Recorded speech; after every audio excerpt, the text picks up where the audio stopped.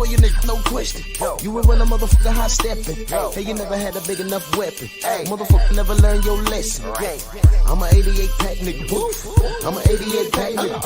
I mean, day walker, drink blood, trains out, full moon, motherfucker change like a hoe, nigga. I'm just a nigga from the hood trying to stack a little cheddar for the money.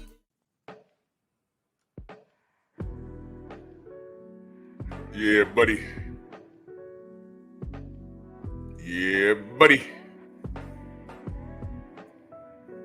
Lightweight. Lightweight, baby. Drew Titan Bros on deck. Shout out to the mighty LDBC. Of course, I'm going to have to re-upload this on my other channel because not everybody knows where I'm at right now as far as where I'm airing. As you know, my boxing channel has a strike and it won't be up until another, I think, 8 or 9 days, which is cool. One door opens, the other one closes, the other one opens. So I'm cool with that. I'll just re-upload this one and that's fine.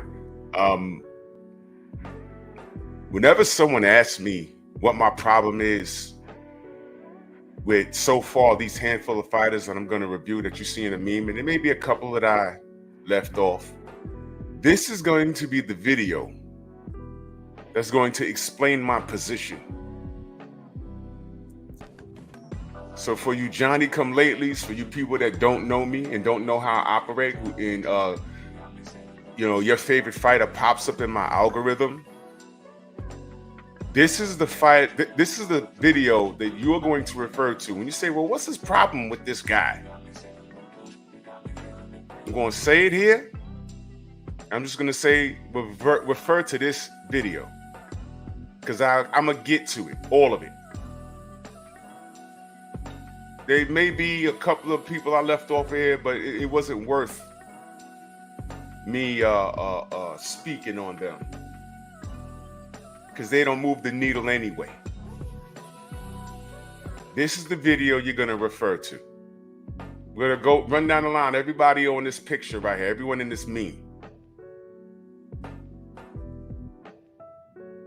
There are a few people that I left off of here, but that goes without saying. For example, Dillian White. If you're a Dillian White fan, then I'll pray for you. I'll just say that. I'll pray for you. But these dudes here, you gotta explain each and every person here in this meme why I don't deal with them. What you're not gonna hear is me not dealing with them because of styles in the ring. That has nothing to do why I don't deal with them. You see, what you gotta understand is boxing goes beyond X's and O's. Boxing goes beyond X's and O's. And when you think it's just X's and O's, you're already a lost cause. A lot of people claim you know boxing, but do you really? You might love the sport. You might love to work out in the gym. You might be real good in the gym. You might be an aspiring fighter. But the game starts once there's major money in it. Case in point,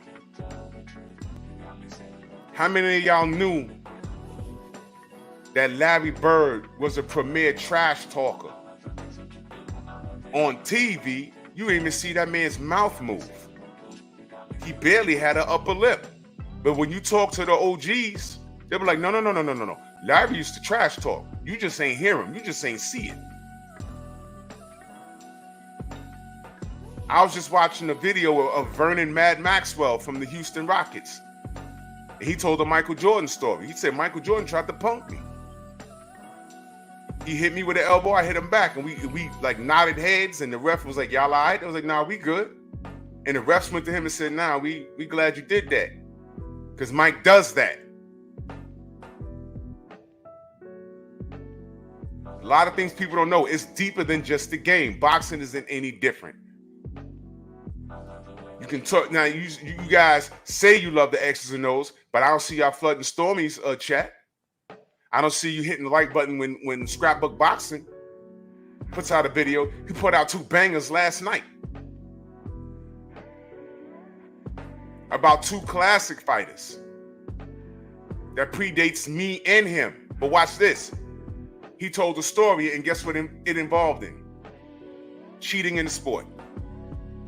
And it still happens today.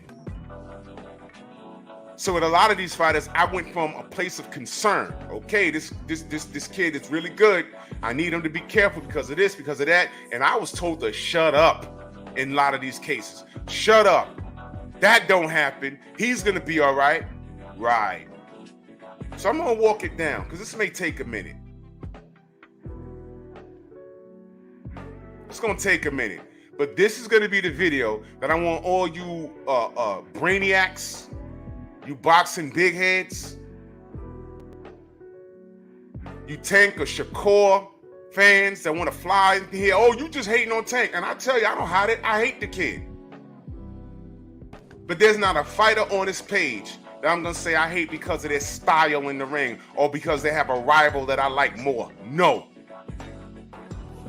There's only a handful of fighters that I do like because they maintain a level of integrity as black men. As it stands right now, Tank fans are on cloud 9.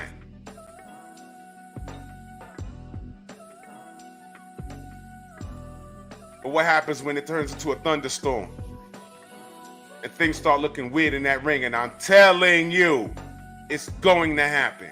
I ain't got to wish nothing on anybody, but I know how this sport works.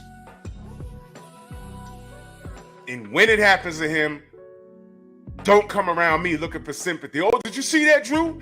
We don't know what it's going to be. It could be a robbery. He can get poisoned. It could be a glove that's not padded properly.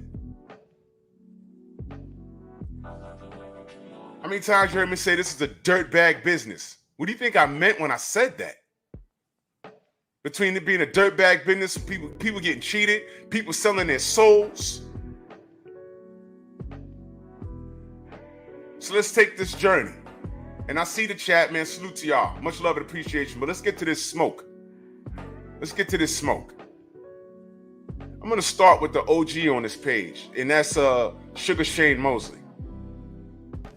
Drew Titan supported this man until I gave him a chance.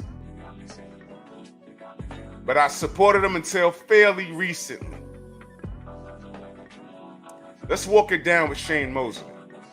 Hall of Fame fighter. When he was at, I believe it was lightweight, seemed unbeatable. Came in there with the Bruce Lee physique. Very fast. Knocking people sideways. Had a hell of a career. Fought Oscar De La Hoya twice. Right? Had some bumps in the road. The Vernon Forrest fight happened. And we ain't never seen that before. Rest in peace to Vernon Forrest.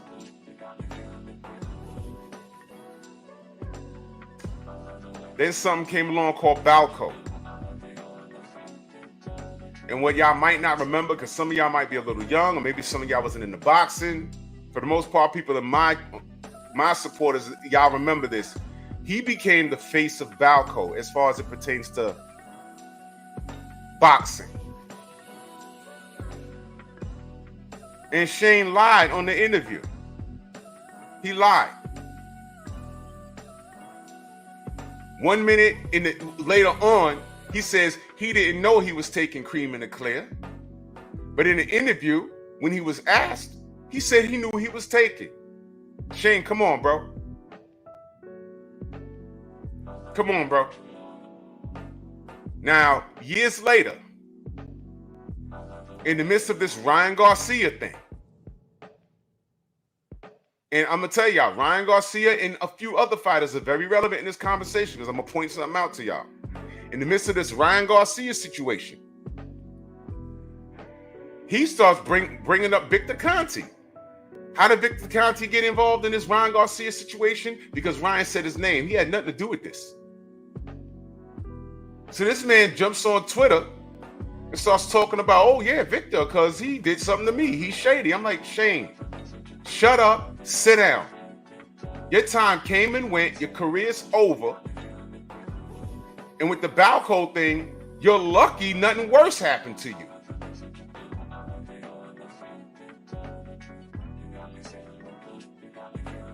So you trying to clear your name after 2 decades, damn near. I don't know, what are you trying to clear? What are you saying? This was not the time for you to take a personal shot at Victor Conte in defense of Ryan Garcia. Oh, Darryl Big G, he is punch drunk. I heard him talk. Thank you, Miss Fields. Much love. He is punch drunk. He is a little, I hear a speech. I hear it. But here's the bottom line. He made a decision. It was a poor choice. And he's not taking accountability. Now, you want me to grind the axe a little more? I'll grind it a little more, Shane.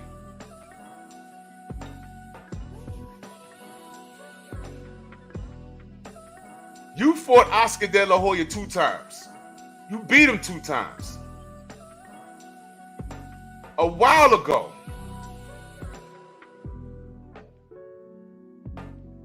you could have reached out to your brother and gave him the fight that he needed to break through. And that was the man in the middle of this meme, Floyd Mayweather Jr. He called you out. You ignored him and fought Oscar twice because you was chasing that bag. Ain't mad at you, it's business, right?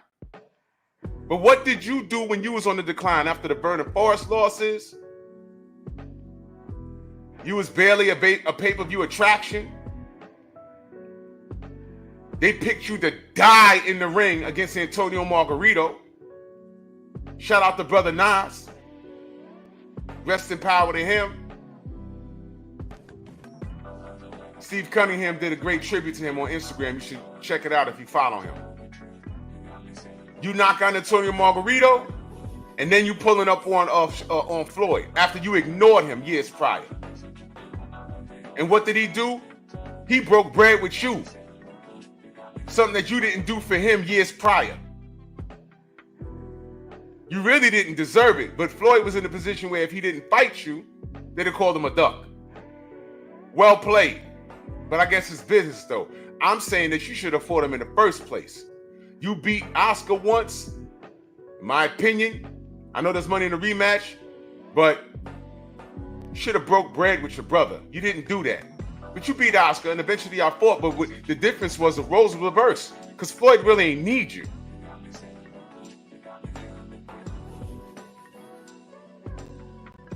I'll let all of that go. But you crossed the line when you did this. Anybody that stands in the pocket for Ryan Garcia, there's no coming back from that. And I know you have a personal gripe with Victor Conte. Well, go on your YouTube channel and stumble your words through that. Go do that. But don't use someone else's damn near tragedy as a means to vent your frustrations when that was your fault, man. What you went through was your fault. You did that. There's no coming back from that, Shane. Done with you. So I hope I'm clear on that. When people ask me, yo, what's up with you and Shane Mosley? I just explained it. Ain't no coming back from that, man. And I had his pops, Jack Mosley, in the Strong House. I had him on my show. Like maybe a year and a half ago. But Shane Mosley's a grown man. And Shane, your son is in the sport. I just saw your son doing a stare down with Antonio Tarver's son. I guess that was just something that fighters do. It's a big old joke. You know, it is what it is. But your son is in a sport that you know is a scumbag sport. And Shane, I rocked with you through your ugly divorce. Your wife tried to G you out bread and all kinds of stuff. And she's trying to give you melee on the day of the Margarito fight. She wanted you to take an L. And you didn't do it. And I supported you through all of that. And it's like, it's what I'm saying. It's like these brothers don't care no more. It's all about self-preservation. It's all about what they need. They don't do anything for anyone but themselves. And they have no sense of community. None. And they all, at some point in their career, get treated the same way. And they don't think so. They make $1 million or whatever, and they get a little shine. And the social media stuff helps their shine. It grows their ego. But as soon as you lose, they know what that means. They love you on social media too, and guess what happens? As soon as you lose or look a little funky or get arrested, here come the memes. And you don't want that because y'all egos are too big.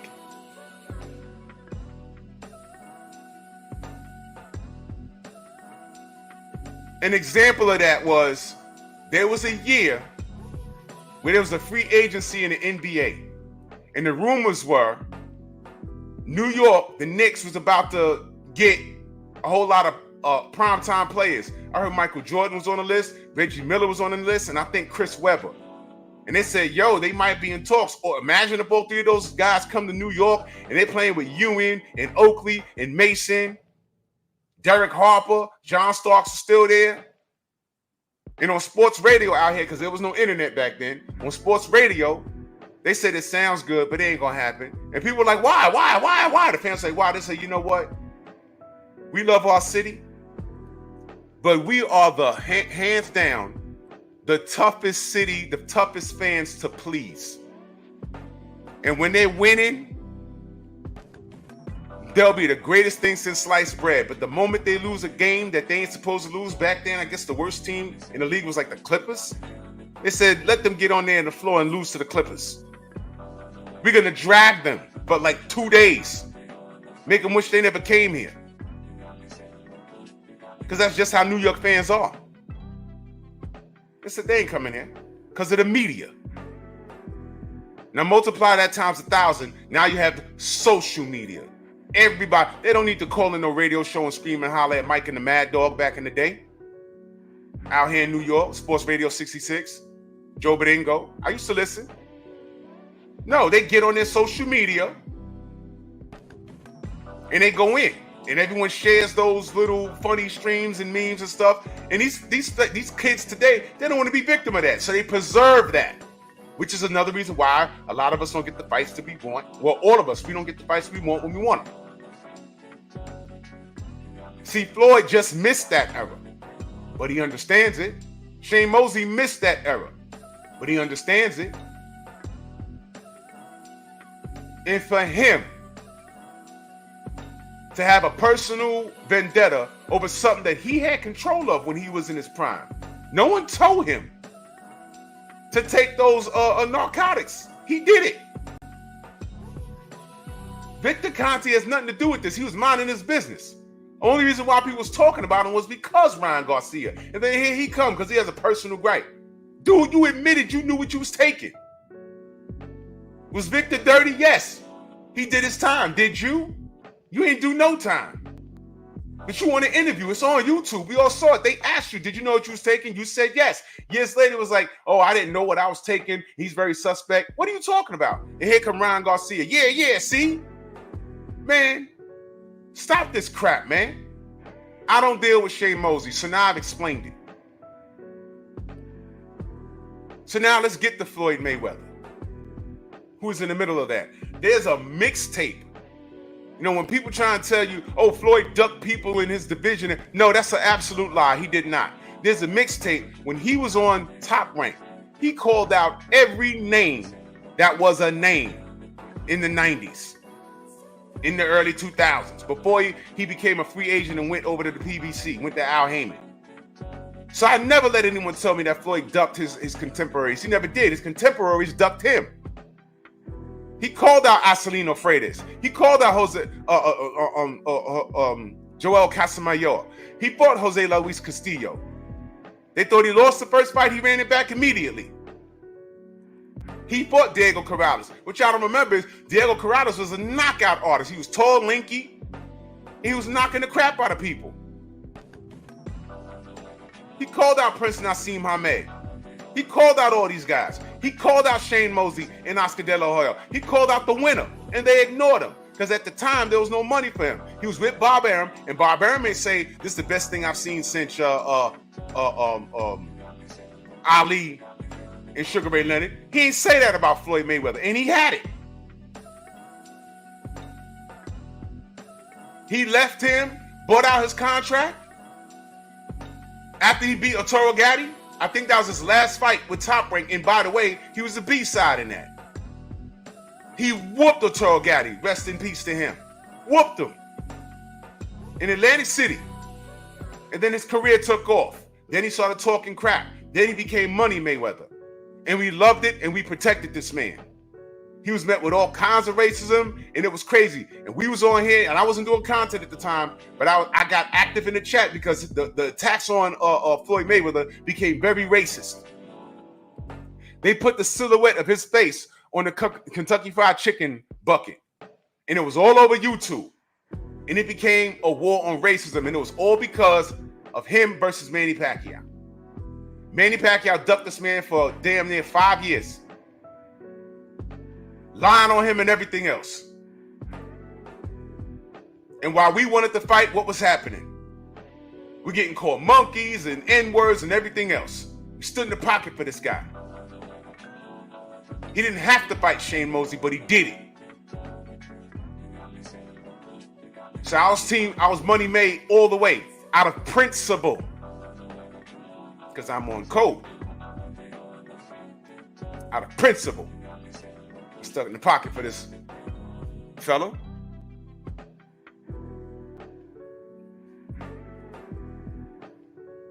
I saw the character flaws, but I did my best to keep it boxing. I sure did.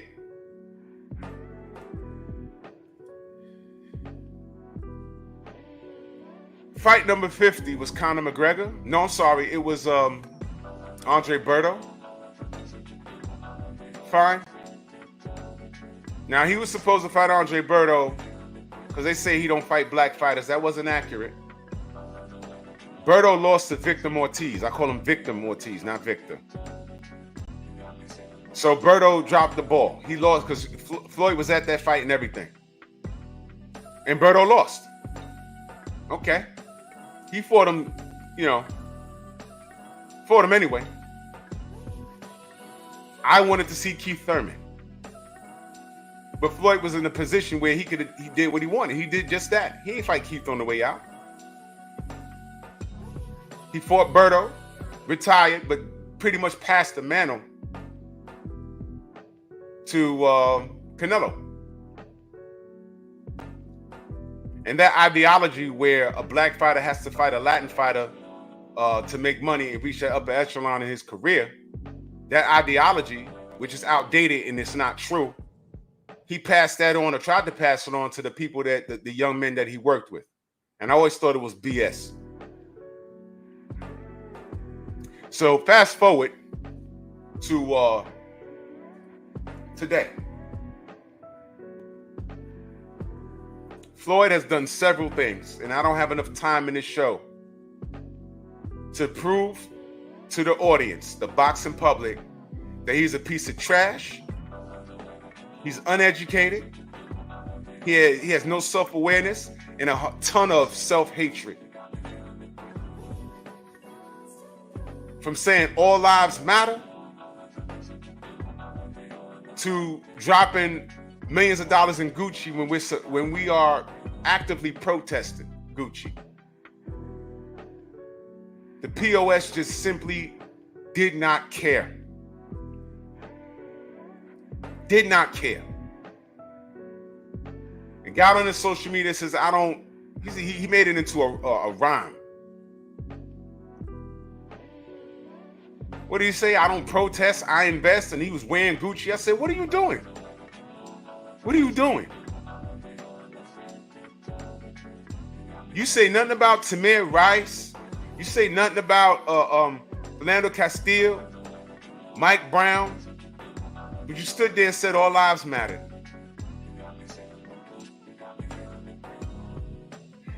There's too much information available to us for you to be stupid and just flat out ignorant. I know that you grew up kind of hard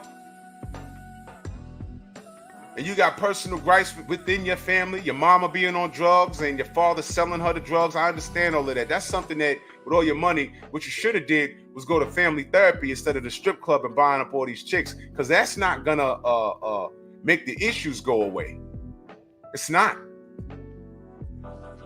Having videos of a dozen chicks twerking around you, but I'm watching your daughter collapse and your kids don't know anything about money. They don't know how to run businesses. You just let it go and you tell Bill Haney, who's a respectable father, when kids get older, they do what they want to do. Okay, so why are your kids doing what they want to do? Why aren't they doing you what you trained them to do? I do things as a man that's second nature because my daddy raised me. My mama taught me better. I'm married with a family because that's what I grew up watching. Majority of my friends come from a two-parent household. I come from a two-parent household. I don't know any other way. Any other way is alien to me. You took your money and tried to get away with your dysfunction, but we see it with a spotlight. And when you got on there and started arguing with your father and cursing him out like y'all were brothers instead of father and son, the world ripped you for it, and we got online and told the world to give you a break. I'm not doing that anymore, especially after your behavior. Now, the last straw with him was with the all lives matter things, but I said, you know what, I'm just not going to talk about this dude anymore. Then you start doing clown fights.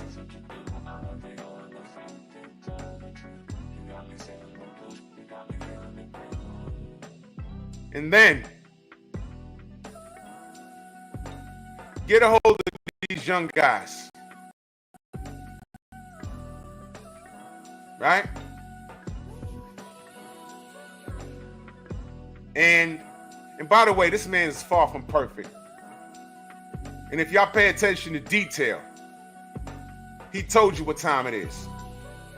Bill said that Dev whooped on him in sparring, and that's the real reason why he decided to hang it up professionally. Now, you could say, oh, he was just talking, but he confirmed it when they had that conversation on Instagram.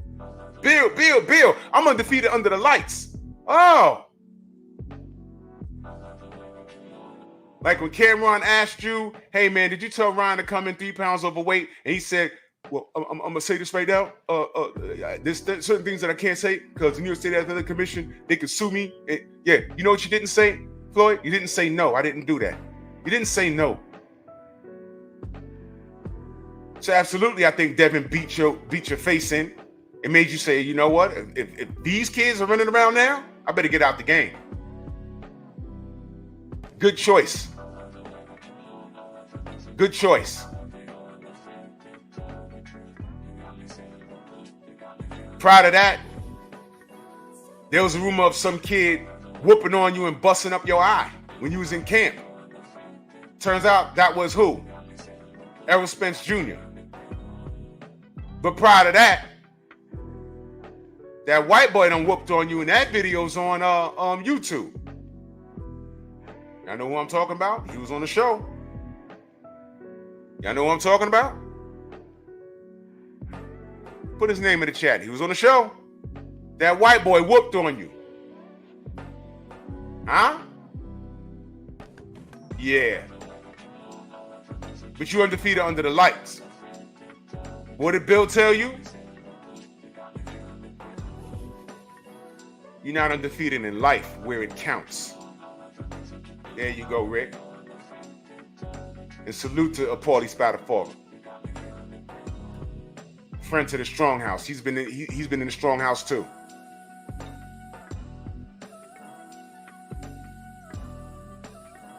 So fast forward to that. You ain't passed no baton to Errol? And what's all this hating that you do? The Bud and Errol fight ain't happening until I say it's happening. What are you talking about, dude? I was like, what is he talking about? That means this guy thinks he has a lot more rank than y'all have reasonable cause to believe.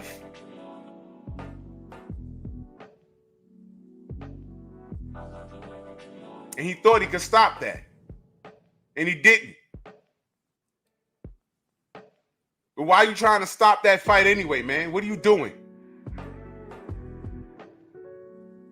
You don't have a guy like this in your camp. And that's why Devin and Bill got away from him. You put out a mixtape to make Tank look good against Devin, 90 seconds of a 30-minute sparring session, doghouse rules. And they asked, yo, Floyd, did you put that out? Like I said before, I didn't put it out. Yes, you absolutely did. Y'all remember when he tried to stop the Ryan and Devin fight at first? Had Ryan saying, oh yeah, you only sold 30,000 pay-per-views. Remember that? He's out walking around in the mall with Floyd. Like they're out on a date.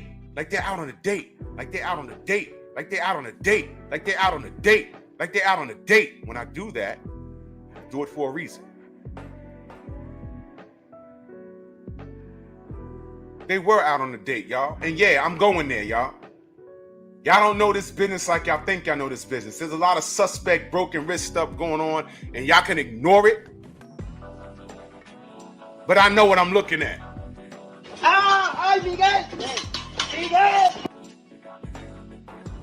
Backshot buddies.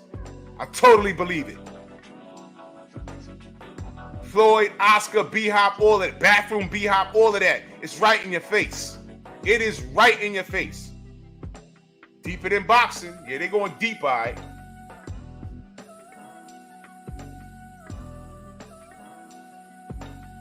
So this thing with Floyd was absolutely the last straw. Well, I was done with him after the Gucci thing, to be honest with you. But he just kept doing things. And at this point, done, bro. Now I'm out loud about it. I don't need to protect this fool. Nothing. This guy is cancer. Exactly, Acondo. Already told them about Sugar Ray Leonard. He was molested as an adult during the Olympics. Go look it up. He talks about it in his book. The dude that did it, he ain't put him on blast, but it happened. So if you think this doesn't happen in boxing, didn't Rachel tell you? It's amazing what they hear when these fighters get to the bar and they start drinking, what they start talking about. Drunk mind speaks to sober heart. They have to, her and Nonito literally have to tell the kids, okay, stop talking. Stop. You ain't got to go there. Why do you think some fighters that you do know that are really good, they never crack that, they don't get that TV deal? They never really can crack the top 5. And when they crack the top 5, or they're mandatories, or number 1 contenders, you're like, why can't this person get a shot? It's deeper than the person holding the belts, just not wanting to give it. David Benavidez, David Morrell, there's something else going on. Some guys don't sell themselves. Exactly, Hendog. Why didn't Rigo ever get the shine he deserves? Think about it. Somebody probably came to him speaking in code. Hey, man, you know, fishing trip. That's code, y'all. Fishing trip. And dudes that are men's men, they're like, oh, whoa. No. I ain't do that. I'm just fighting. I'm ranked number 1. I'll get it eventually. Nope. Froze him right out and nobody said anything. They just thinking it's boxing. It's bad enough he's a black Cuban. How do you market a black Cuban that doesn't speak any English? How do you market that to the American public? I don't know. But they didn't even try. They allowed 4 different fighters, none of them were black, to avoid him. They all fought each other, and what did they do? They froze him out. The same thing that was done to Floyd when he was on the top rank, and Barbara didn't fight for him. didn't make no case for him and then get mad when he left. But in order to recoup money that I heard he lost and become this rock star, there's no doubt in my mind that Floyd had to sacrifice some things. And I'll just leave it at that. But once you sacrifice your soul,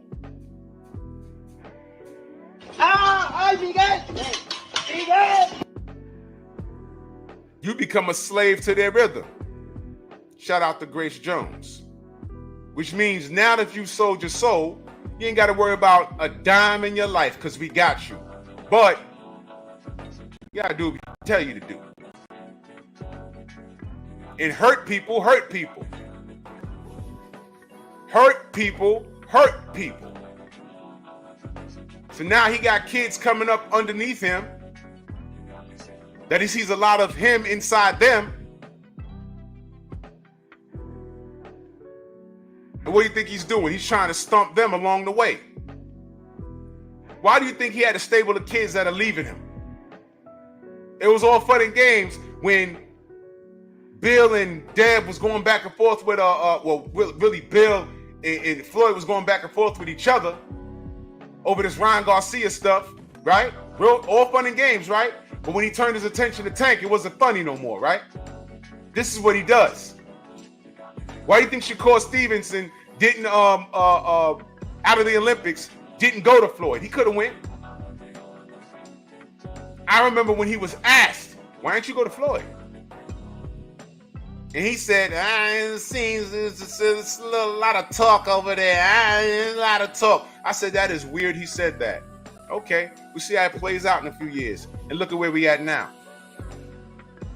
Floyd's stable is falling apart. Tank has fights lined up. And what was he doing? He starts promoting his clown fights. Your prodigy and Tank Davis has a fight coming up. And you getting on there hitting the bag saying, oh yeah, Money Mayweather got a big announcement. Why are you promoting yourself if you're not promoting Tank? What are you doing?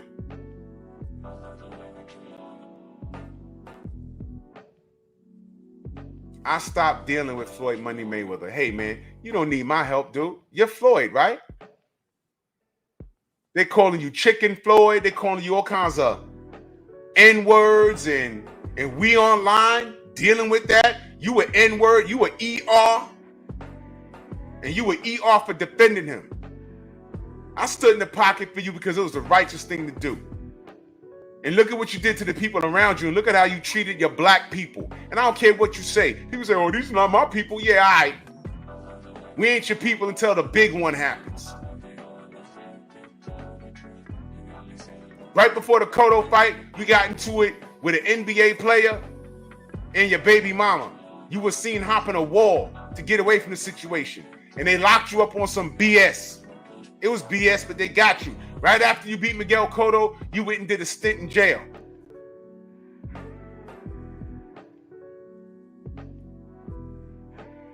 And I think that's the same chick, magically, that was found dead in her car. Look it up, y'all. Look it up. Look it up. I think that's her. His baby mom was found dead in the car. Unsolved mystery. Coincidence?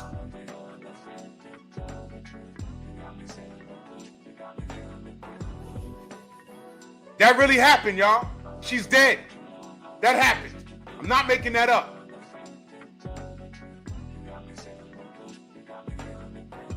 It could have been an accident. I don't know. I'm just saying there's a lot of nonsense surrounding this quote-unquote brother. A lot of nonsense.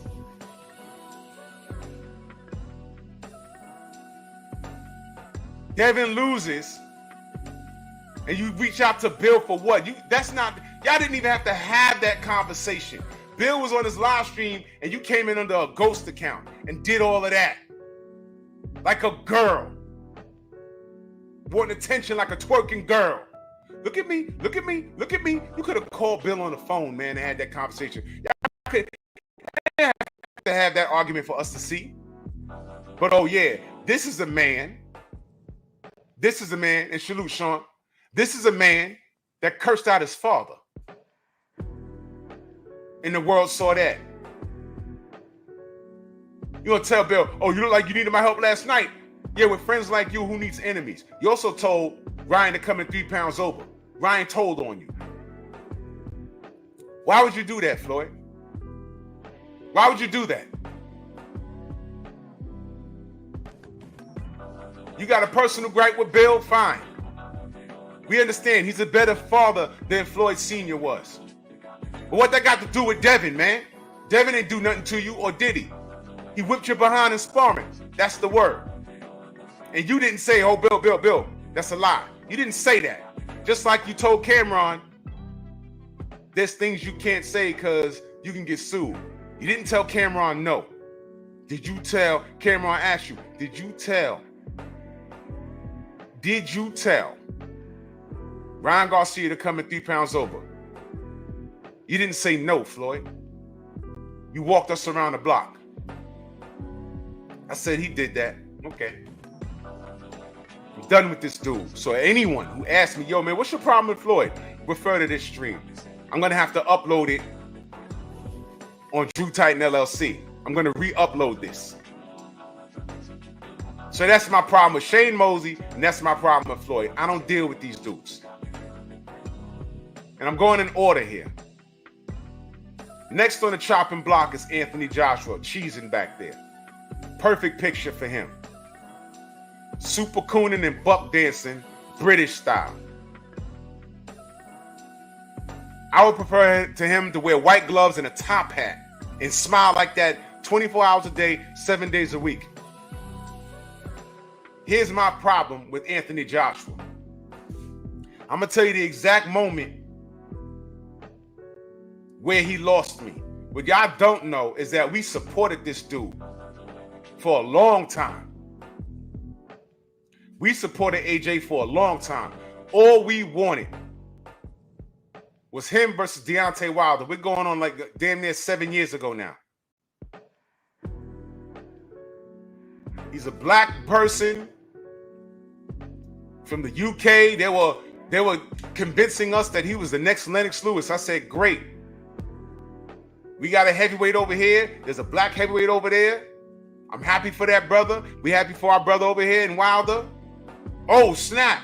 He got 3 belts now. Yo, we 1 fight away from undisputed. Yo, we can get like a trilogy out of this. We don't know. And I was proud. And then we was introduced to a man by the name of Eddie Hearn. And I'm like, who's this? What is this? Who's Eddie? Why are we talking to him? You see, and salute to J Bean Boxing and Better in that super chat. Much love. He said, keep fighting a good fight, Drew. Salute, man. Salute to you. Salute to you. Much love and appreciation. I said, who's Eddie Hearn? What is this? I don't want to talk to him. And what surprised me was the amount of black people in America that were like, oh, no, let's hear what he has to say. I love this. I'm like, whoa. No, I know what's about to happen. No. We need to talk about making a fight and may the best man win. And it was, no, I want to hear what he got to say. No. This ain't the time for that, man. Why do you want to hear what he has to say? But every time American media mentions Don King, it's in a negative light. One of the things they say is, oh, he's a fast talker. He talked too much. He's a fast talker. He talked too much. He's selling the fights. And as a matter of fact, if anything, we got the fights that we wanted with Don King. Do y'all remember Don King pay-per-views or closed-circuit TV events? Y'all remember those? Those were stacked cards. At least we got what we wanted with Don King. But y'all want him to shut up, and y'all want this loudmouth dude from the UK to talk? Okay.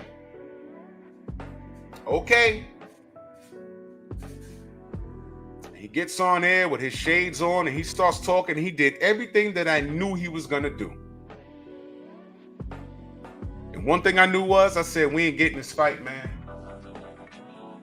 Now, back then, I said, all right, we ain't getting it now. We might get it, in 2 years, but even that's too long. It's the heavyweight division. Either one of these guys could eat the dirt. And I'll be damned. What happened? They poisoned Deontay and they poisoned AJ. AJ, did you find out you wasn't with the in crowd when they poisoned your ass in my city? Did it register yet? Huh?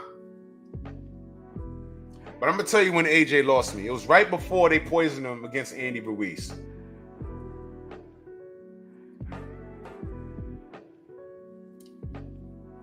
I think it was after the Carlos Takam fight. I think. And around that same time, was it the Carlos Takam fight? It was either the Carlos Takam fight or it may have been, I don't want to say, it might have been a Povetkin fight. I forget. But AJ stands in the ring. First thing they did was they threw the mic in Eddie Hearn's face, and he was visibly annoyed because the rumor was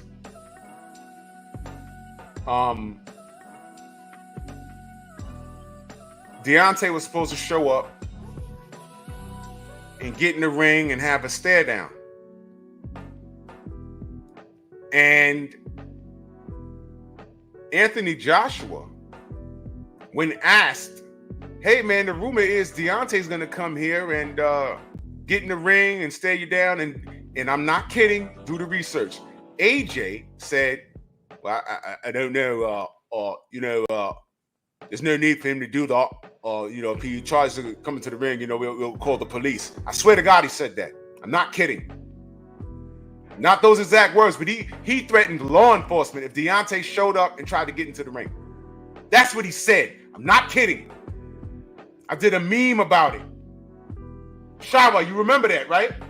I said, did he just say he's going to call the cops? And then they asked him, why are you opposed to a stare down? And his words were, I don't want to get the funds riled up for a fight that's not going to happen. It's not going to happen if you don't sign it, man. Sign for the fight. Your fights, and then I'm dealing with fans on Facebook. This is how, when I was still on Facebook. Why would he get into the ring or a fight that's not even signed? That doesn't make any sense. You Americans, but dummy.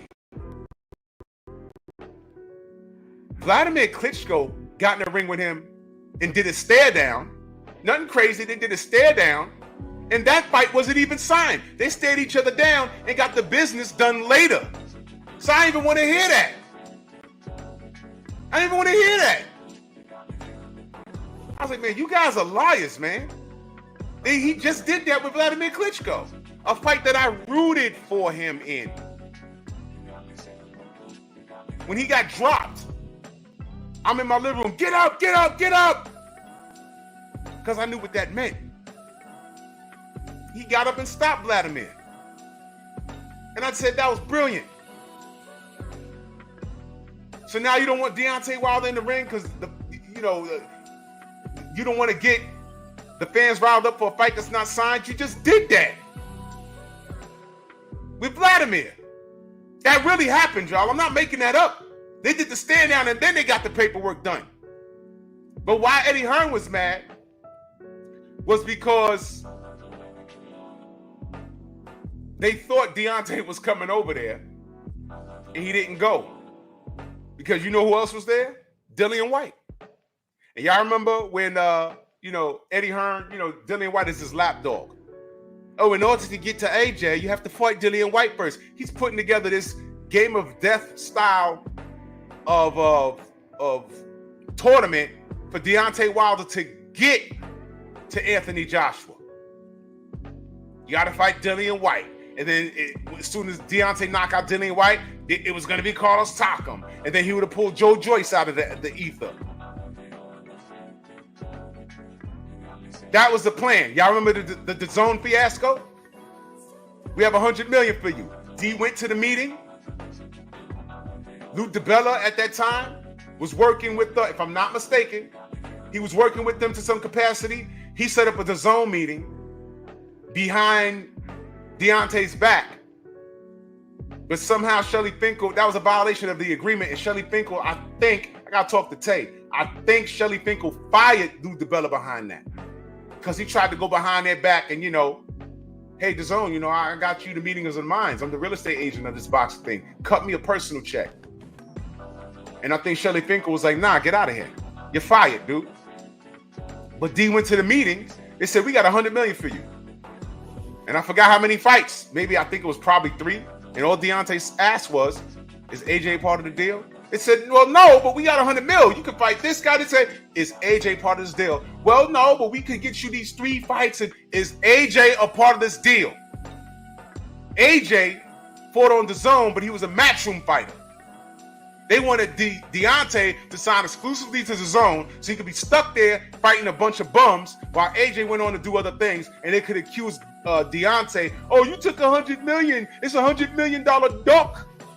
I knew it was coming. So when he said AJ ain't a part of this deal, I'm not dealing with it. Then the narrative was, oh, he ducked $100 million. Yeah, because AJ wasn't a part of the deal. Y'all remember this? They tried to put him in the blend. They tried to throw him in the mix. They put me in the mix. Didn't work. But here's when I stopped dealing with Anthony Joshua. Let me get back to that. All of that was a fiasco. But AJ was the A side. Remember I said that. AJ was the A side in that situation. Like Shane Mosley was to Floyd. And I said back then, all he has to do is make that fight with Floyd and see what happens. The brothers need to break bread with one another. AJ was the A side to this Deontay situation. The brothers need to break bread with one another. But you know what Anthony Joshua did? He stood in that ring. What did he say, y'all? What about Deontay Wilder? Remember when they threw the mic in Eddie Hearn's face? I can't believe that Deontay's not here. We have Dillian White here with it. I said, oh, why is he mentioning Dillian White's name? I know what the play was. I could just envision Deontay going to the ring of just AJ and Dillian White. He starts knocking people over to get to him, and they start getting to a shoving match, and that's the next fight. D's smarter than that. And I'm going to tell you something else. Dillian White ain't about that life, because they was in the same room when Dillian White was exploring his options in America. And it was at a PBC event, and Dillian White was there in the same room with Deontay, and he ain't even looking his direction. That's a fact. So he ain't built like that. So when Eddie Hearn's plan failed, and everyone asked AJ in the ring, so what's next? Is Wilder next? Yeah, Wilder has to do this, this, and that. And if Wilder doesn't concede to our demands, we'll freeze him out.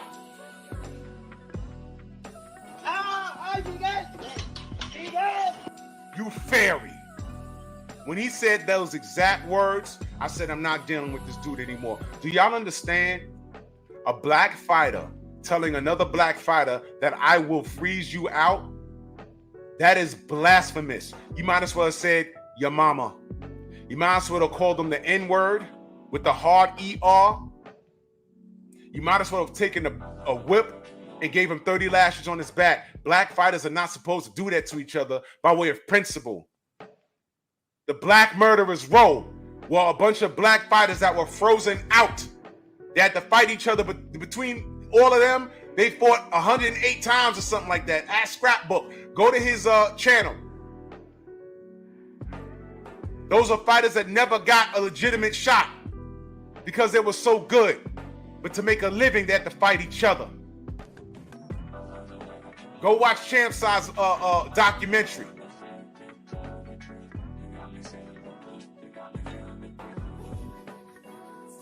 Mike McCallum spoke to Marvin Hagler and said, hey, bro, I was around. I was ranked high. Why did you ever give me a shot? And Hagler didn't have an answer for him. He said, Hagler just smiled and shook his head and he said, yo, you know, we supposed to break bread. We supposed to feed each other, man. And I don't know whether, Marvin was just done with. I don't know if that was after the Sugar Ray fight. It's on YouTube. It's on a channel that I don't deal with anymore. But you can find it. Y'all can go look it up. You can find it.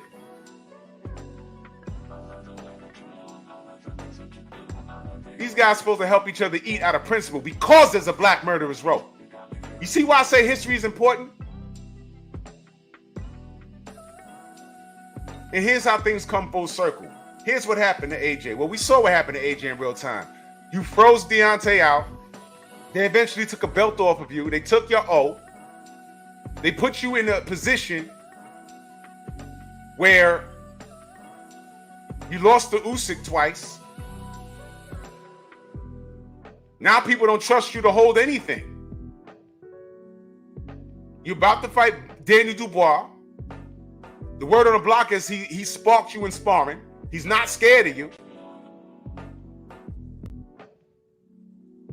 The way you could have been in your career, we're saying it was probably going to be in a better spot. But watch this. I just mentioned the Black Murderer's Row, right? What did Champ Side tell us about 3 days ago? AJ saw his documentary and shared it and liked it. AJ, you ain't know about the Black Murderer's Row?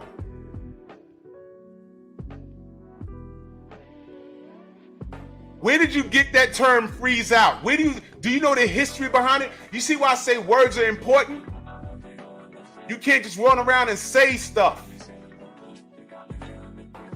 Let me get my nerd on for a minute. And don't lie, y'all. I'm talking to the men. Did y'all watch Teen Titans years ago? Not the new one. The Teen Titans one. With the two Japanese girls singing the intro. Did y'all watch those episodes?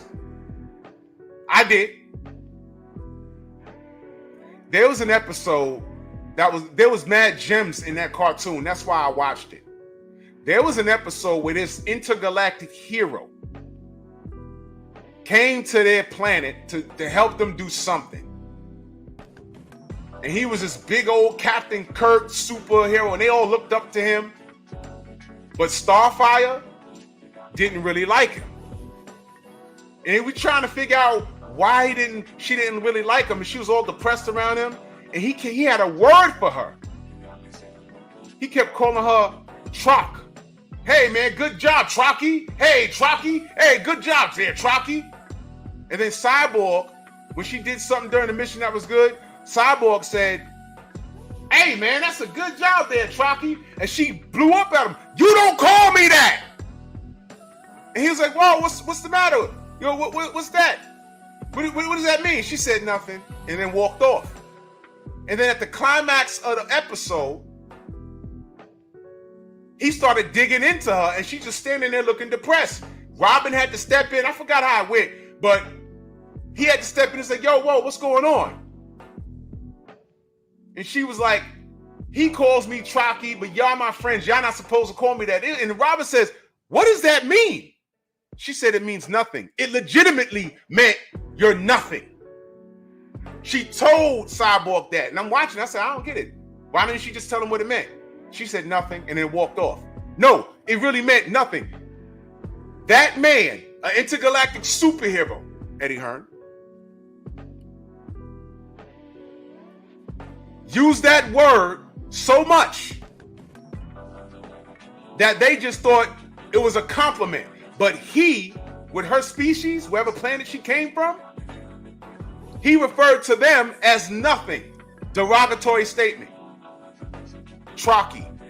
In boxing, freeze out. AJ didn't know what that meant. You know how I know he didn't know? Because he used it against his brother Deontay. Freeze out. Trocky. That might be a little deep, it might be a little juvenile, but I know what I'm talking about. When he said that, I said, oh, he don't know what he's talking about. He's uneducated. I can't deal with him. And then a little after that, he sat in that interview and said, yeah, I'll fight Wilder. I don't know if it's 2016, 17, 18, 19, 20, 21, 20. And at that time, it seemed far off. I said, this mofo, he done counted up 5 years already. Back then, when he did that, 2017, we're like legit going into 2025. Fight hasn't happened. So he kept his word. But freeze out? Now you watch Champside's video. I'm sure Champside used the term freeze out. I hope you understand what it means now, Anthony Joshua. And that's why I don't deal with this kid. That's why. He's uneducated. He's no different from Floyd Mayweather. Uneducated. Now, you see, the difference is he is different. Difference is Floyd Mayweather knows better. Floyd Mayweather, he knows better. But he just doesn't care. He got a gripe. He got an axe to grind. All the money, all the talent he has, natural ability, his brilliant career, it's not enough. Like the James Bond movie, the world is not enough. He's mad at himself. He has self-hatred. He's mad at his father. He's mad at his mother. He's disowned his seeds. I'm telling you, this man cries in the dark. I'm telling you he does. I'm telling you he does. And shout out to Jeff Spark. Salute. I'm telling you he cries in the dark. When there's no cell phones around and it's just him, he's in the shower curled up in the fetal position. He has not counted his own blessings. But back to Anthony Joshua. When he said freeze out, he might as well said the N-word with the hard ER. And that's why I don't deal with Anthony Joshua. He wasn't supposed to say that about his brother. Deontay running around trying to make the fight. And you had a bunch of people magically wanting to talk about seat sales and what Deontay don't bring to the table. It was nonsense. AJ was supposed to say, all right, brother, they say you don't bring something to the table, but you're going to bring it with me. And if you beat me, you'll bring a lot to the table. If the American audience doesn't appreciate you, the UK audience will.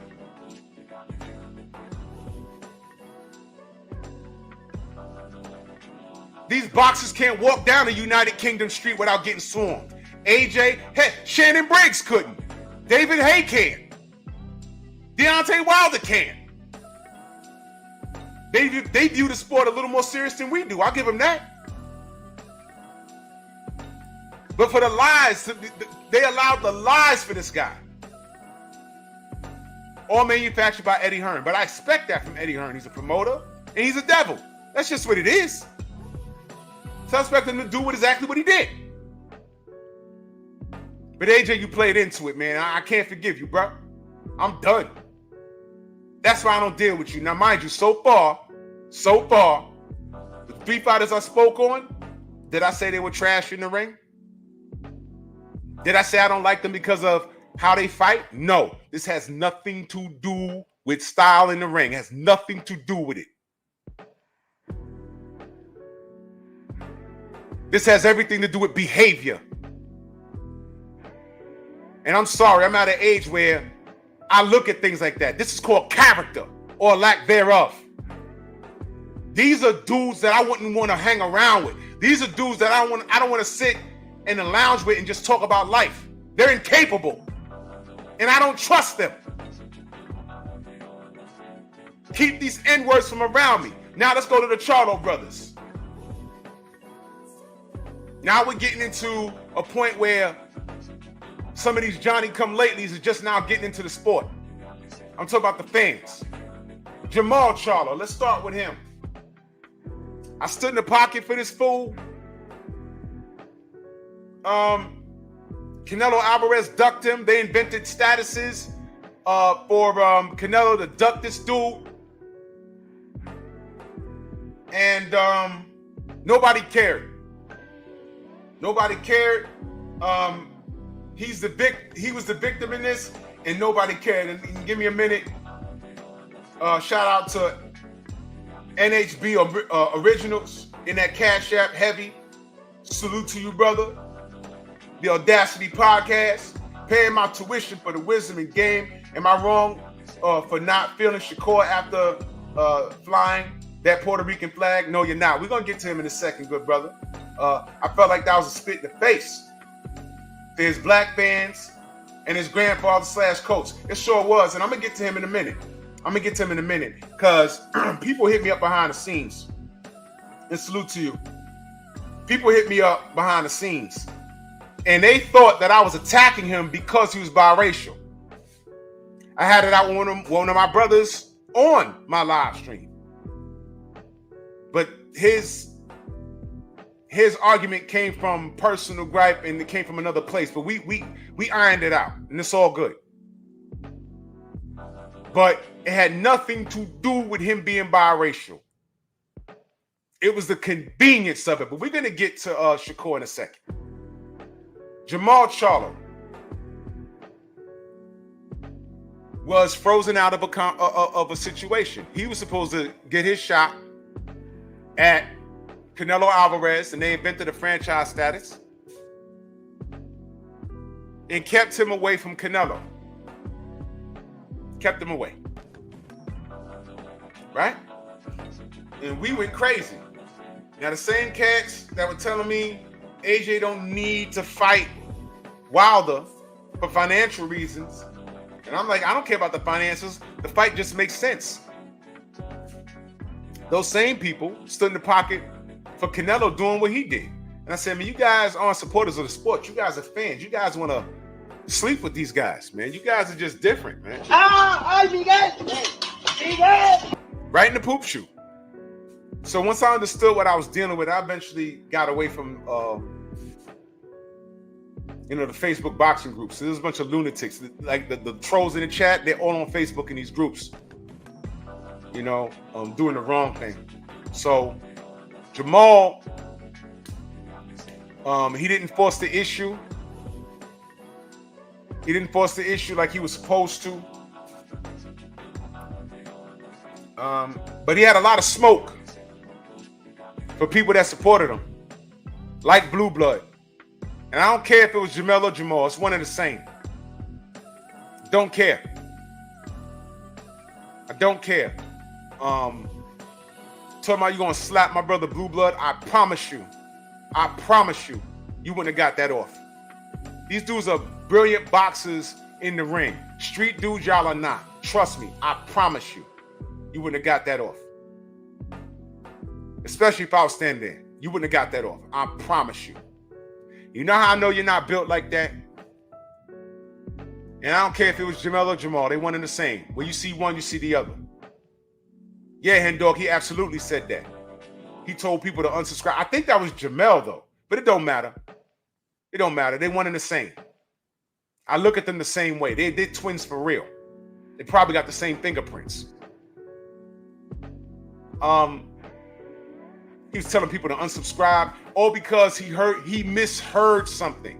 You know what it was? Somebody went to him and said, Blue Blood said, instead of doing his due diligence, he blamed Blue Blood for saying something that Blue Blood clearly didn't say. He jumped on talking about, I'll kill you. I'll slap Blue Blood when I see you. Unsubscribe for Blue Blood. I said, what is this? I said, man, you know what? We're going to be at such and such fight. If they there, if they step to you, all right, it's going to be what's going to be. I mean, nothing happened, but I was like, why are they doing that? Why are they doing that? But, yeah, when Danny Jacobs pressed you in Brooklyn, you went from lion to kitten. We all saw it. Yeah, lions in the camp. Yeah, lions in the camp. Danny Jacobs says, oh, been looking for you. And magically, you got quiet. Right there. I say, yeah, okay. I already know what time it is with this dude. If you was a tough guy, you're not only tough in Texas. You tough wherever the soles of your shoes hit. Don't care. You ain't built like that. Well, eventually you lost your mind and you crying for no reason and you got all kinds of stuff. Go sit down, man. Go sit down. Now let's get to your brother. We supported this dude. He lost a fight, came back, won by knockout, fought to a draw. And I'm accelerating this because I want to get to everybody.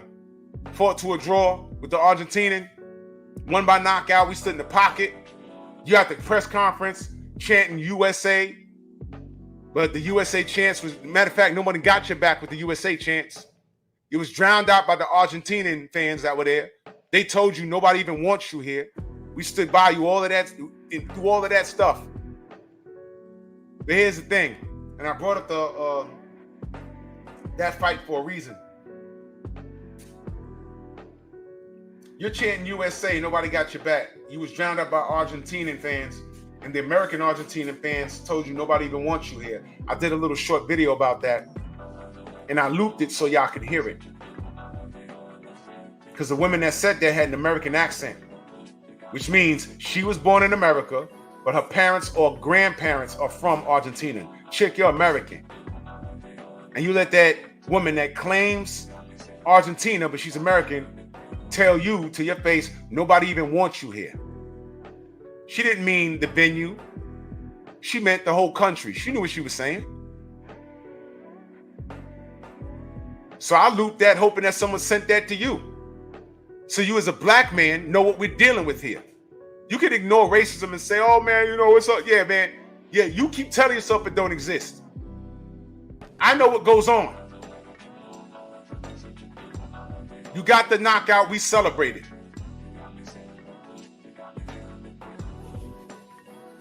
So Deontay is going into his third fight with Tyson Fury. He gets on Instagram, and everyone's anticipating what's going to be said. And I'm listening, and I'll never forget this. I'm listening, and I'm looking at the chat, and I know there's trolls in there. Looking at the chat.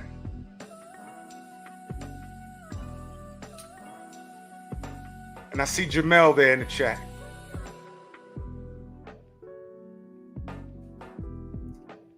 And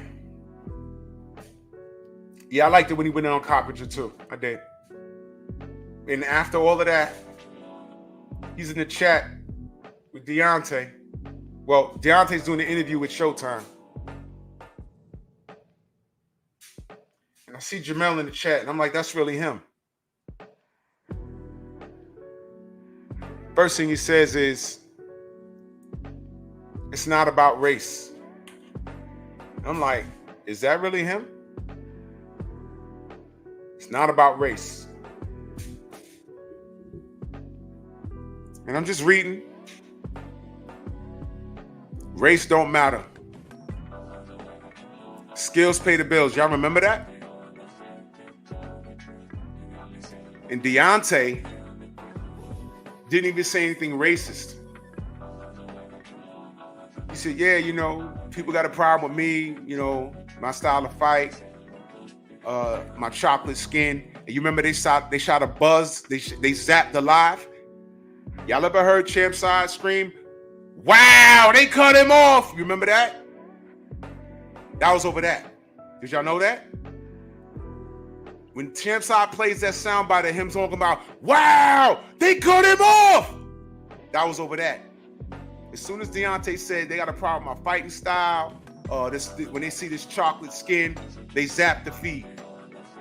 So when I tell y'all that they have people in place in these social media platforms that monitor what we do, and if they even think we're being racist, they stop what we're doing.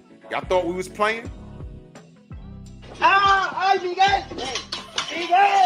It only happens. I get the funniest streams. My streams start acting funny, it solidified when I was on here talking about Ryan, and they zapped my feed. Didn't even give me a strike. They just zapped me. Y'all remember that? I had to start a whole new stream, and I said, what the F? Normally, when they stop you, when YouTube decides they're going to stop you in midstream, they say, nope, you're getting a strike with this. You can't even go live. They zapped me.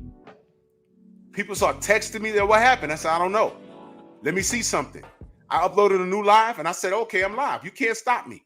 The name of the second live is You Can't Stop Me. So I said, well, damn, what did I do? YouTube had to re-upload the stream that they zapped and send me an email talking about great news, it's fully monetized. I said, Who's watching my stuff that they had to do that? I was talking about the racial element, but I wasn't belligerent.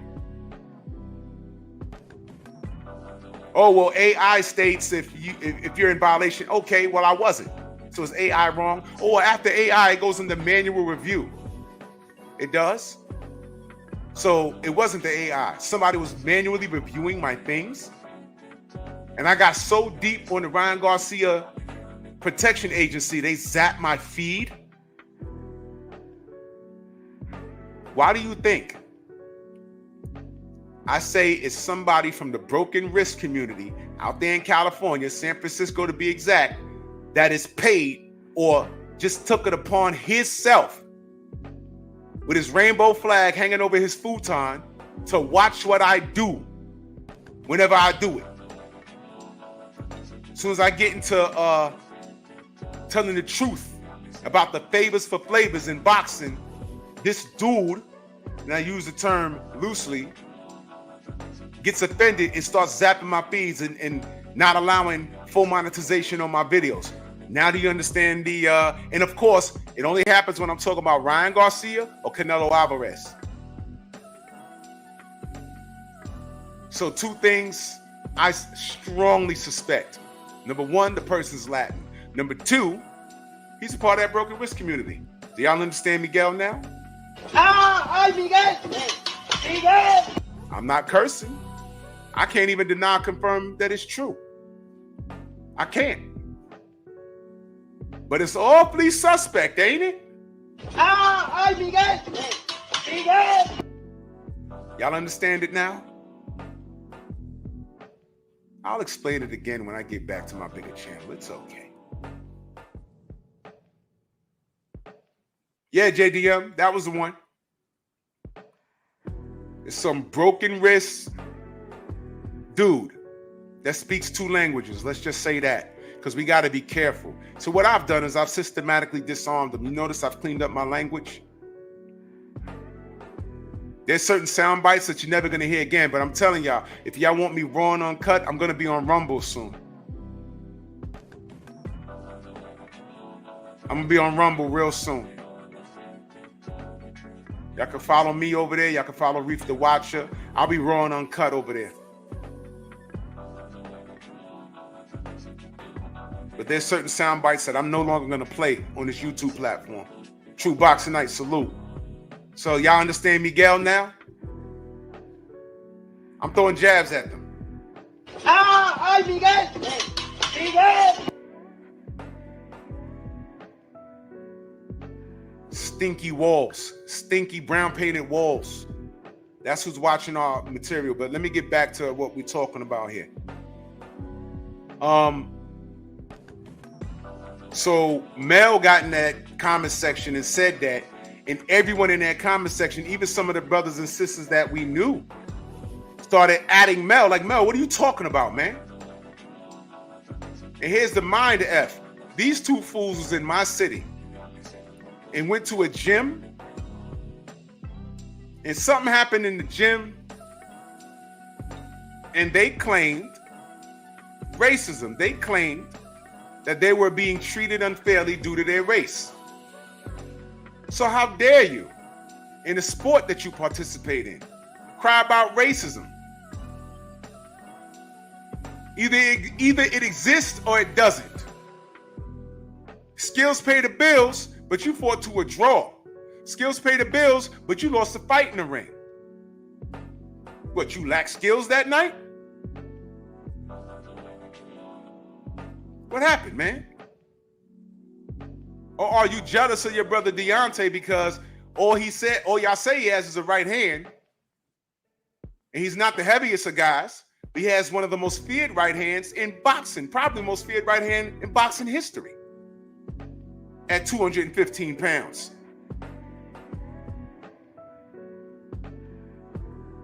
And y'all hate him for that. Ain't no one told you to get on there and do that. Why don't you just get on there and say, hey, man, salute, bro. We got you. We coming. We coming to support. Lines in the camp. You didn't do that. Andre Durrell didn't do that. I didn't put him up here because he's not doing anything in his career. But he's another one. Andre Durrell.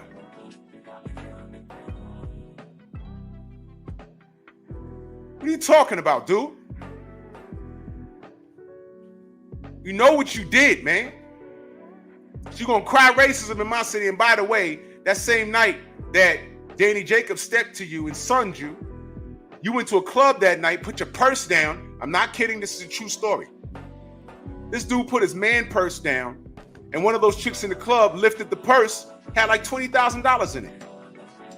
And you see those chicks leaving the club with his man bag. I'm not kidding.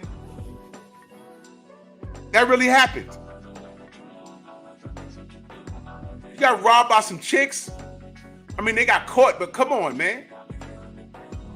You're not street smart. Why are you putting your man purse on a table in a club in New York? What is wrong with you? I'm thinking all clubs in every city work the same way. Whether it's your city or New York, why would you do that?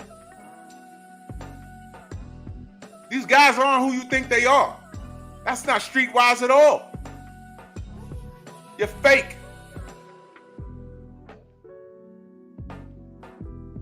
You got one dude threatening blue blood, then you crying racism, then you jump in Deontay Wilder's stream talking about race don't matter, skills pay the bills.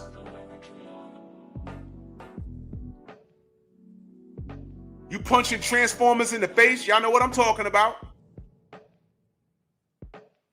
Y'all cussing each other out, y'all cussing each other's wives out. Dysfunction at its finest. Caleb Plant slapping you in the face in Vegas. I was there. I just missed it. I just saw Jamal storm out the back door. I was like, what just happened? Blue Blood looked at me. I said, something just happened. And by the time I walked back to my hotel, somebody recorded it. And I did a little short video. I said, dang. And you know what else I just missed? Because it was like 1,000 degrees outside. You know what else I just missed? That was at the Bud and Arrow weigh-in. You know what else I just missed? I think their wives or girlfriends was fighting in the street. See, we're talking about role models? I don't think so, man.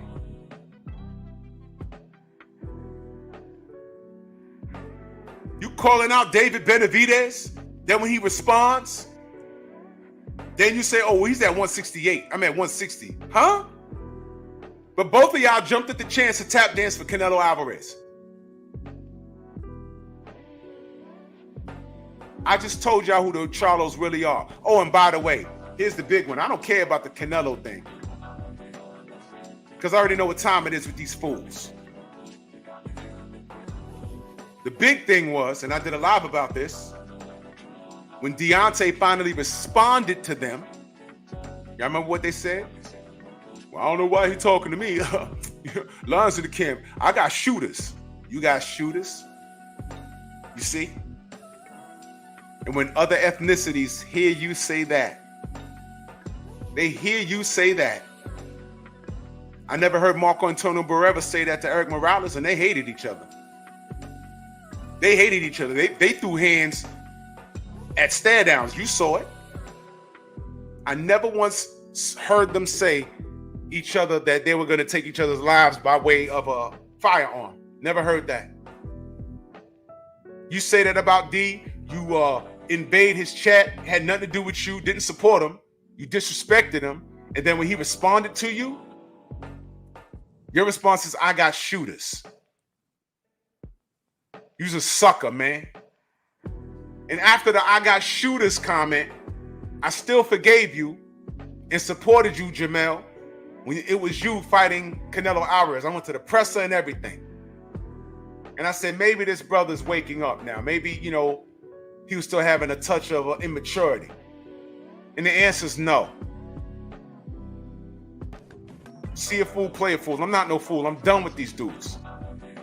So there's my response. When you ask me, hey, Drew, why don't you deal with the Charlos anymore? I just explained it. Like this video and share the video. Drew Titan always supported these fighters until. I'm giving you the until. Now, let's get to the remaining foolish mortals on this page. Shakur. I'm gonna make it real brief with this kid. because his professional career is still in its infancy. Never had a problem with him. I don't have a problem with him as a fighter. I don't have a problem with any of these guys as fighters. This has everything to do with their lack of character. So if you think, as a Tank fan, when I re-upload this video on Drew Titan LLC, if you think that you can pull up and start fussing with me over Tank or Shakur or Keyshawn or Floyd Scarfield or any one of these fighters, I'm letting you know right now, don't talk boxing with me, because I'm not talking. I'm treating this like how y'all remember what it was like having a conversation trying to defend Floyd Mayweather a decade ago on YouTube or any social media platform? We're talking about his skill set. He has a better boxing mind than Manny Pacquiao. There's a reason why he outclassed Juan Manuel Marquez. And all they could talk about was women beating. And they talked about his character. We're having two different conversations. We're talking about the X's and O's in the ring, and you're talking about women beating. Well, when you talk to me about any one of these fighters, this type of time I'm on. Don't talk to me about skill set. Because if Shakur wins, I'm going to talk about him winning. If Keyshawn wins, I'm going to talk about him winning. If Tank wins, I'm going to talk about him winning. But I don't respect these dudes because they have zero character. Zero. Now, Shakur.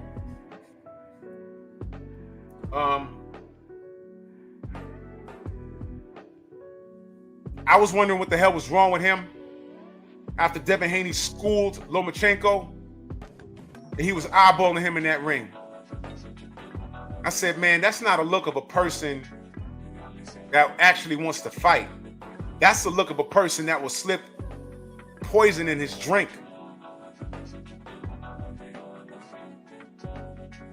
Or, he had the look of a chick that pokes holes in the condom because she sees you as a meal ticket. I'm like, why is he looking at him like that? And I already knew that they came up together and he slept on the Haney's couch and all that. And I'm like, whoa, how did we get here? And then the icing on the cake was the bottle service. Signed the contract. What do you mean sign it? What contract? I speak the bill. Yo, y'all got a contract? He just laughed. He said, ain't got no damn contract. He didn't send no contract. Oh, so he lied. Oh, I'm sorry, you kids. Yeah, that's just trolling. Now, if he had said bottle service and it said contract coming, that'd have made more sense. But with all of this behavior, and then when he did this, and then people in the media started asking him, what's up with you and Devin, man? Hey. His responses was ridiculous. And he was getting mad that some people were saying, hey, Shakur, that's a good fight, man. That's a fight you could possibly lose. Your thoughts? And yeah, Devin D. Rider. What? It's a 50-50 fight, man. We're saying it's a good fight. What, you want to fight people you could smoke out? What, you're mad because we're saying, yo, we don't know about this one, but probably. And he slowly turned to the dark side. And I watched him turn. I'm like, what is wrong with this kid? Good job by avoiding Floyd, but then you jumped in the bed with Top Rank? You already knew what they were going to do. You really thought you was going to get a Lomachenko fight? Bob Arum learned. Because once upon a time, Shakur, that dude that critiques you so bad, Tim Bradley, he could have went to the PBC in Fort Floyd or went to Top Rank, BFTB salute. Or he could have went to Top Rank and fought Manny Pacquiao.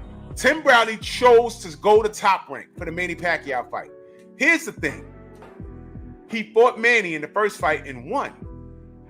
And where Tim Bradley thought he was going to inherit this fan base, all he got was hate mail and death threats. They were calling his wife all kinds of fat bees. He has mixed kids. They were clowning his kids that were of mixed race. And I'm saying that for a reason. I don't just say stuff. And it bothered him so bad, he got in a ring with Ruslan Provodnikov and fought the dumbest fight in the world. He still won. He didn't need to stand in front of that Kazakhstan guy like that. He could have outboxed him. He got emotional and fought a dumb fight. Shakur, you wouldn't have done that. And that's what I said. One of the things I said, man, they ripping this kid for pitching a shutout. The difference is if Shakur fought Ruslan Provodnikov, Tim Bradley, Ruslan wouldn't have touched him. Tim Bradley have to fight like that. Tim Bradley that fought Ruslan Provodnikov and the Tim Bradley that fought Juan Manuel Marquez is two different Tim Bradleys. But he still had the makeup call because he ran it back with Manny Pacquiao and he's doing somersaults in the ring. That was the I'm sorry. Please get off my back. The Coonan is at an on-time high.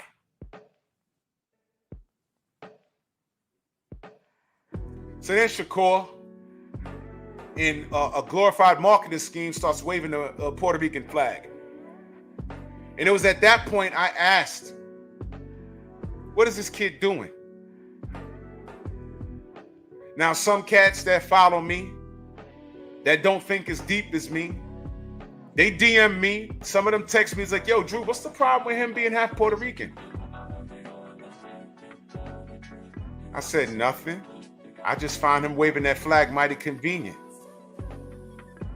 Well, Drew, you know I'm Puerto Rican or I'm Latino. Some of these guys wasn't even Puerto Rican. They were just Latino. Just they were trying to take it there. Like I have a problem with the whole race.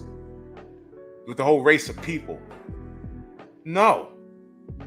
I'm like, okay, you watch my show, but do you watch my show? Because I think I was very clear.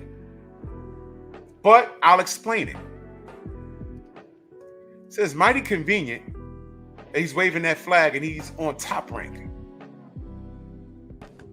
Top Rank notoriously do not see value in black fighters no matter how good they are. And Shakur is damn good. They're not promoting him. He hasn't been on pay-per-view yet. I don't see Bob Arum saying, I haven't seen anything like this since Pernell Whitaker, Sugar Ray Leonard, or Muhammad Ali. No. Those type of strokes are reserved for guys like Vasily Lomachenko. And like I said, Bob Arum learned. He signed Bradley, and Bradley got the nod against Manny Pacquiao. That wasn't in the itinerary. So what makes you think you going to Top Rank, you was going to get a shot at Vasily Lomachenko? What made you think that, man? Tim ain't tell you? Oh, these are things you're supposed to know. When Shakur threw an uppercut and hit a girl in the face in Jersey, and it was all caught on video, beating up people in the street, and he got arrested, they took his mugshot and put it up on BoxRec. Y'all remember that? And what did we have to do? We got active. We wrote emails. In fact, somebody went in the boxing rec and put it back to his Olympic picture. And then the same person that put the mugshot up there went back in and put the mugshot back. Y'all remember we had to write emails, and what BoxRec did was they put it back to a regular picture, and then they changed the rules and said, you can't come in there and change pictures no more. Something. But we got active for him. And my question was, I wonder how many Puerto Ricans did that for him. That's a valid question. Maybe some did, but I don't know. Normally, when any other race of people stand in the pocket for their athletes, they let you know that they're doing it for them. I know black people stood in the pocket for Shakur because you know what? It was the right thing to do. It was wrong. Who did that? And why? And then they put it back? Get out of here, man. That wasn't right for this kid. And then after that, he starts waving the Puerto Rican flag. Now, all right, now, I understand that your daddy is Puerto Rican. You want to honor his, his legacy. That's fine. That's fine. I ain't got no problem with that. But to me, it seemed like a sucker play. Mighty convenient for you to wave that flag. It looked like marketing to me.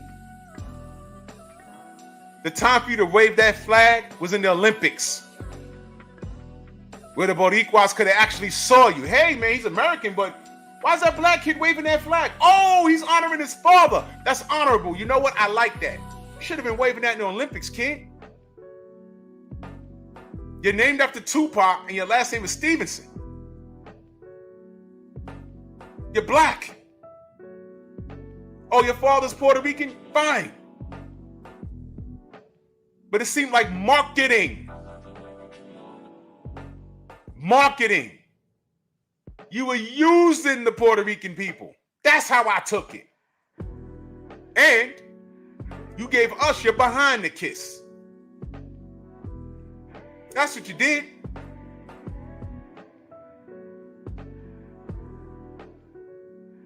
You didn't see no value in you being black. I don't care if you're biracial. I'm looking at what you did. I'm looking at how you behaved, how you treated Devin. And then on the way out, he offered you 25% and a shot at 4 belts and on pay-per-view. You tell him you know your worth. No.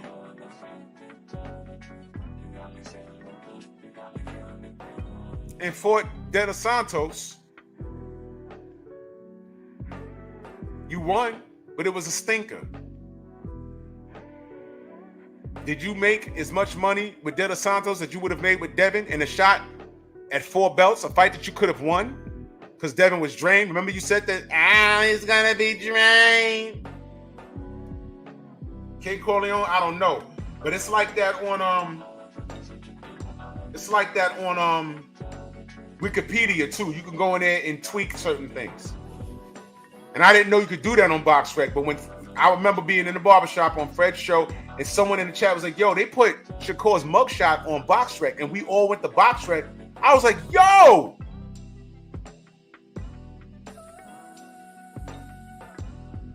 Wow. They really did that. Meanwhile, you can't find a Sergey Kovalev mugshot. Because that was the first thing I said. I said, we need to put Sergey Kovalev's mugshot on his BoxRec. Great. Who has it? Yeah, about that.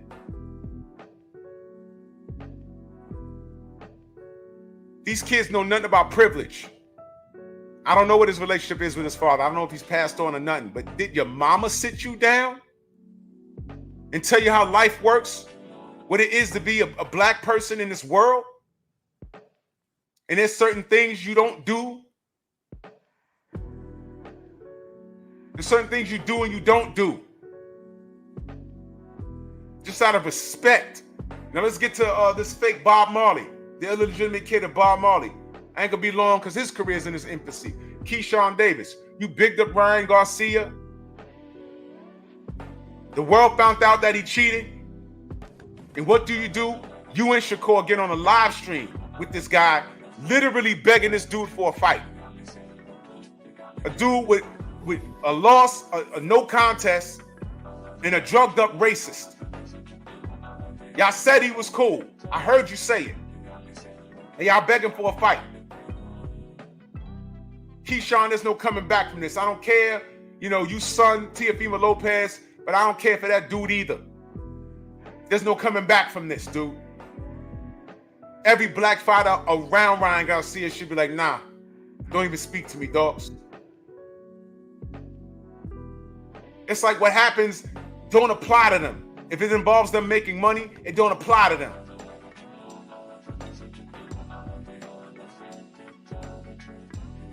It don't apply.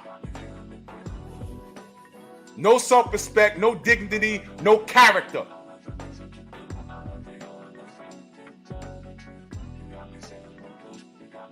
The way he was using the N-word, that don't bother you?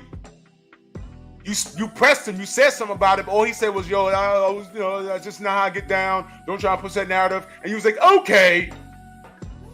Well, how about this fight? Because you think about your bank account. There's no coming back from this, man. And you ain't been around in the limelight long enough for me to even care about anything you do. But I've seen what you did outside the ring. You lack character. I no longer care about you, dude. Whatever happens, happens. If you win, if you're doing something that in the ring that's worth speaking about, I'll speak about it. But just notice now, I don't respect anybody on this page. And that brings me to the Scarfield family behind him. His pillow-biting dad and Junior right there. Junior, your dad put a mark on you because of what he said. According to Floyd Scarfield Sr., the pillow biter that he is.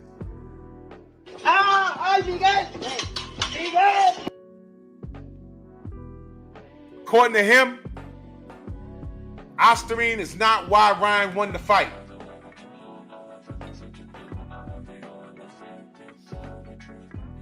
According to him.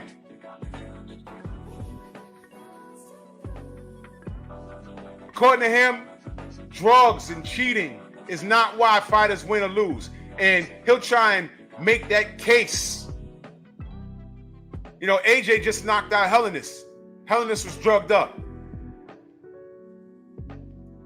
I remember Oscar De La Hoya beat Fernando Vargas, and Fernando Vargas popped later. Things like that happen. But what we're talking about is principle. Principle. They cheated. You're not supposed to be talking that up in any way, shape, or form. And you with a son in this business who's undefeated. I'm telling you right now, his light skin won't save him. If your son is a victim of poor judging, poor refereeing, faulty equipment, luggage being lost at the airport, somebody in your camp, Paul, what up? Appreciate you.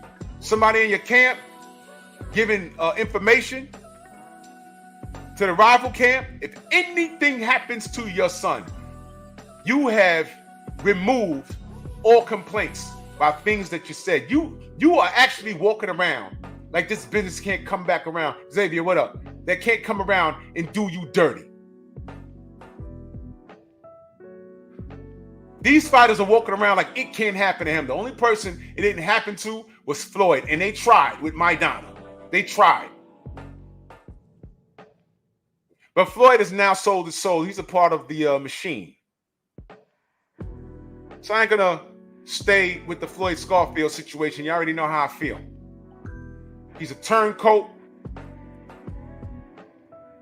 He's a monkey. CB Sports, salute. He's a monkey. He's a self-hating monkey. He's a pillow biter.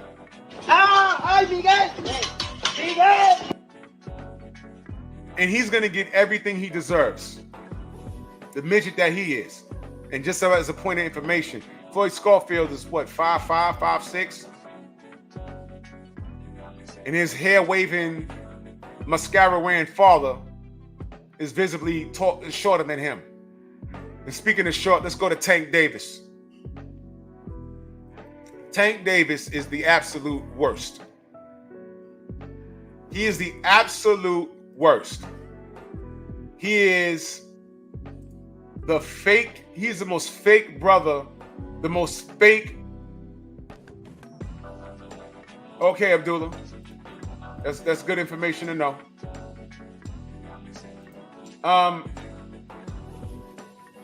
Tank, for those of you that don't know, and for those of you that just got here, I'm explaining what my issue is with these fighters. So when you get these new Johnny-come-lately fans, why are you hating on Tank? Yeah, I do hate Tank. I do hate the Charlos. I do hate AJ. I do hate Shakur. I do hate Floyd Mayweather. I do hate the Scarfields. I do hate Shane Mosley. I do hate Keyshawn Davis. Hate as in pertain as how y'all use the phrase. Hate. Hate. Hold on, y'all.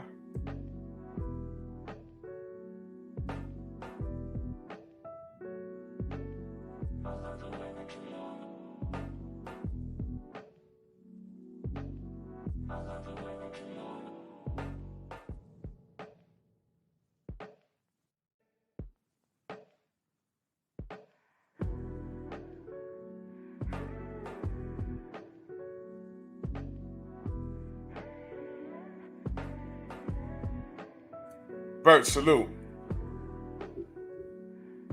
But Macadon 1, salute. Smash the like button, y'all.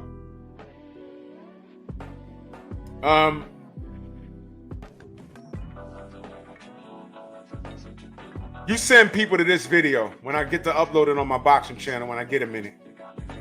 You send them to this video. Oh, why Drew hating on these guys? Yeah, I explained it. So now we up to Tank. No doubt, Xavier. Now we up to Tank. Tank has no knowledge of self. He's ignorant.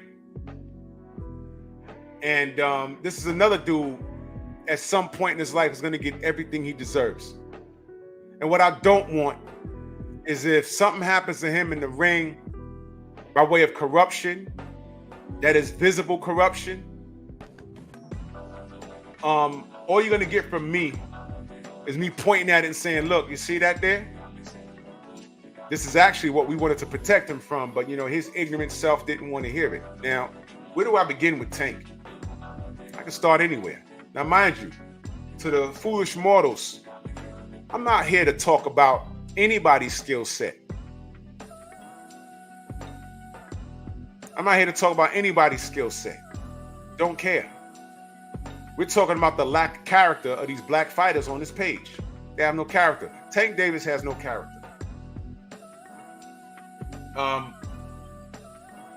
Where he lost me, when he stood in the pocket for Ryan Garcia. That's where he lost me. And I tried, man. And I need y'all to understand something. At no point, Shakur, Tank, Frank Martin, Devin, I never rooted against those brothers. I never, ever, ever rooted against those brothers. I never did. I never did. I never rooted against Tank until he fought Frank Martin. And he made it easy. I wanted to be impartial. But he made it impossible. Not difficult, impossible. This fool stood in the pocket for Ryan Garcia. Told Ryan Garcia, I'm standing in the pocket for you, and if I find out you lying, I'm going to punch you or do this, that. And Ryan responds, I didn't cheat, but we can run it back if you want. You find out that Ryan, he actually cheated. He was suspended with a slap on the wrist for a year. Prior to that, Tank was trying to explain, if he popped, why did it take 72 hours to, man, shut up. Shut up, you midget.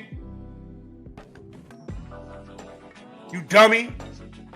You know how the drug testing works. AJ fought Hellenist and he popped and they found out later.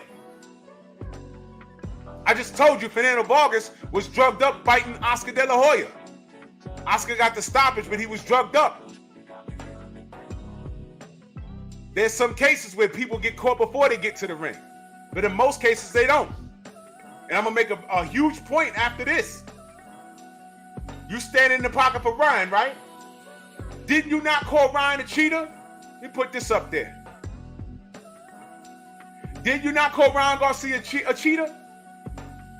You made sure he didn't do that to you. But he didn't cheat Devin. Devin didn't do a quarter of the stuff that you did to him. You had people in his camp telling you everything that he did, what kind of injuries he's had, and whether he ate breakfast in the morning. See, Tank, Floyd taught you how to do that because Floyd knows that this is a scumbag game. 1 second, y'all. Gotta take this call.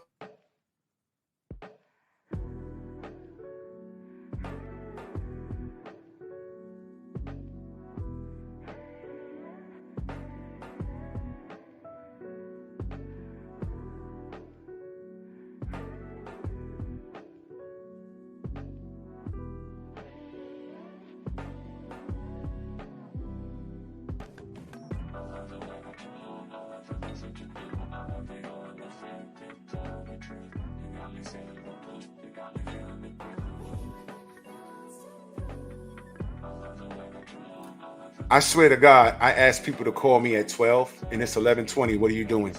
Anyway, so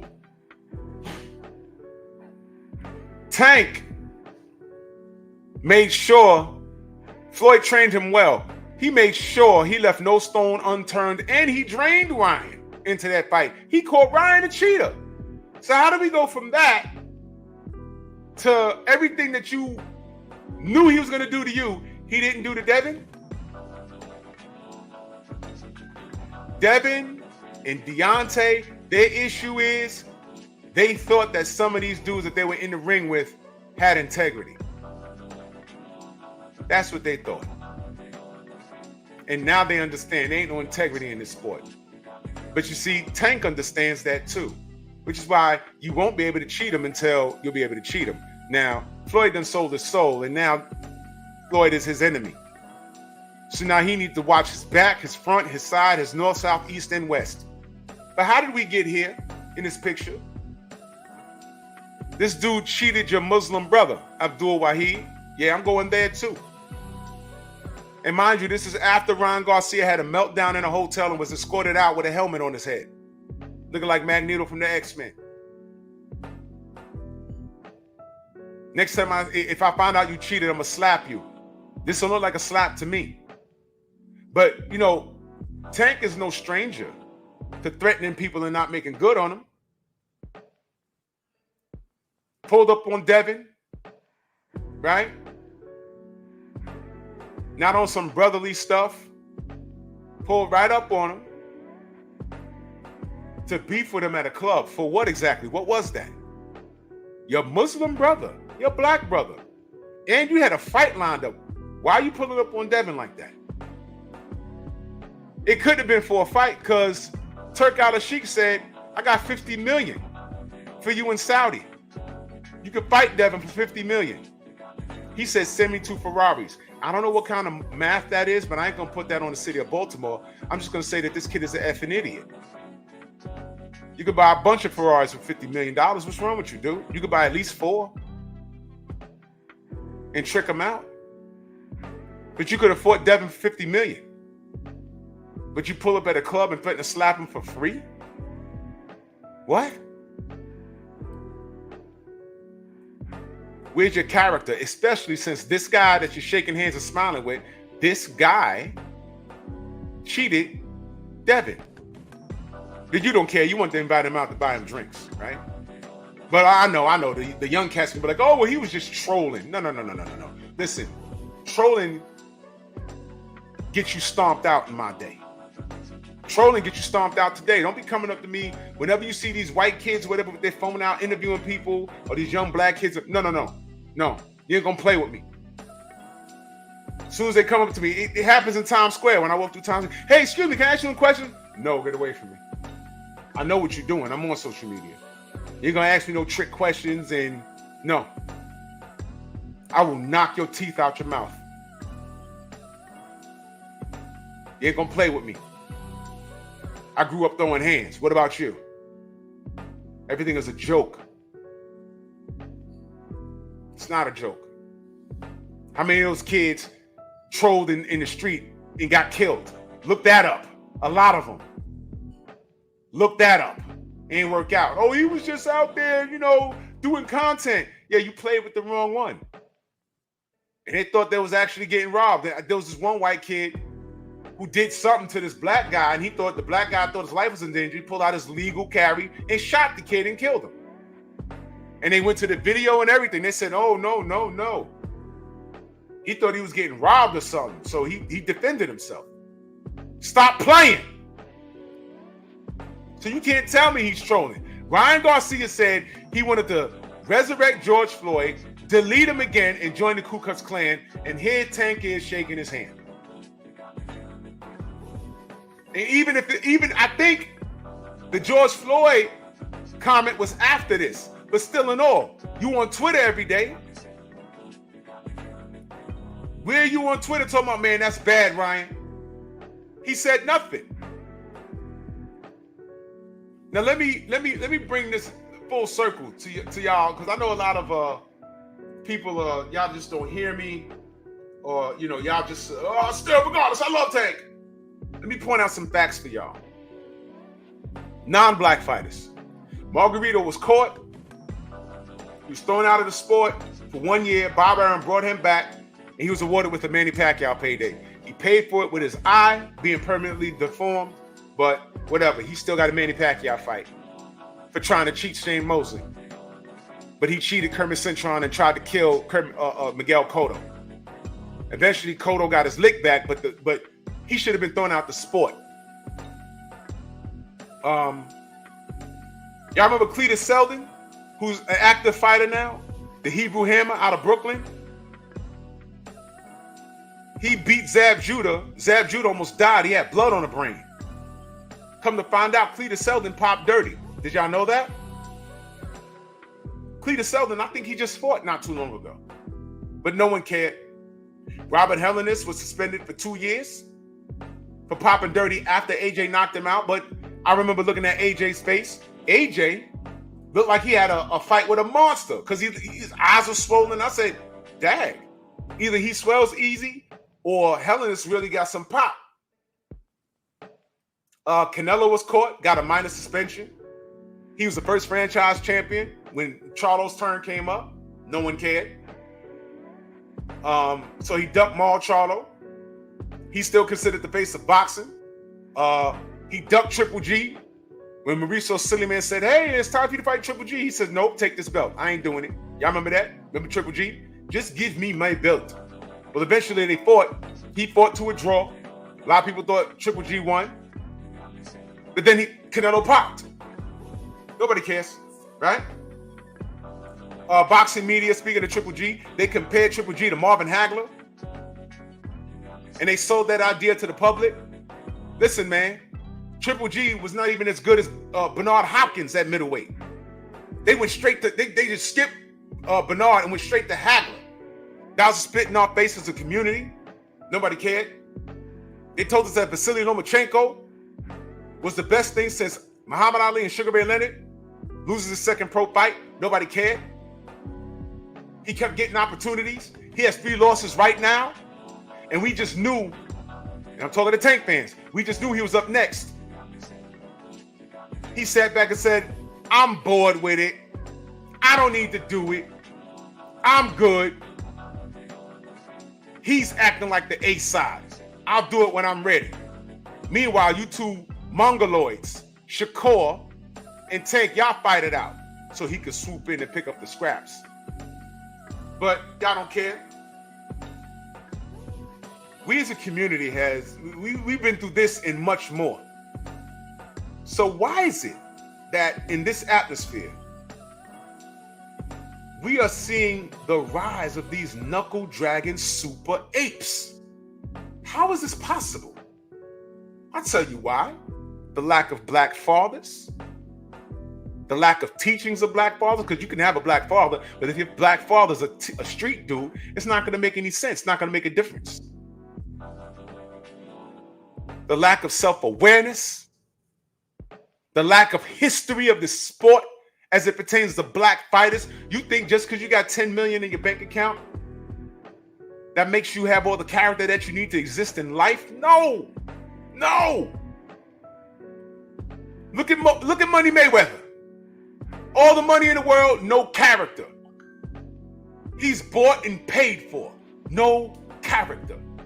Keyshawn Davis, no character. Floyd Scarfield Sr., no character. And the sins of the father is going to be a direct reflection on his son. You watch what I tell you. And I ain't wishing anything on him. I don't need to. I just know how life works. Life is 360 degrees. You get what you put out. Floyd put something out there. And when Floyd Jr., his son, start making some waves, they say, you know what? He could offset what we're planning. Put something in his drink. Make sure that guy gets to the ring with skin gloves. Y'all know how this goes. Or do you? You heard what Teofimo Lopez said in 2018 in reference to Devin Haney. You heard it. The fix was in from the WBO and the WBC. He wasn't supposed to say that out loud, but he was so comfortable. Hey, I could do what I want. That doesn't sound like Ryan Garcia, whom he identifies with, he wants to say the N-word too. Keyshawn.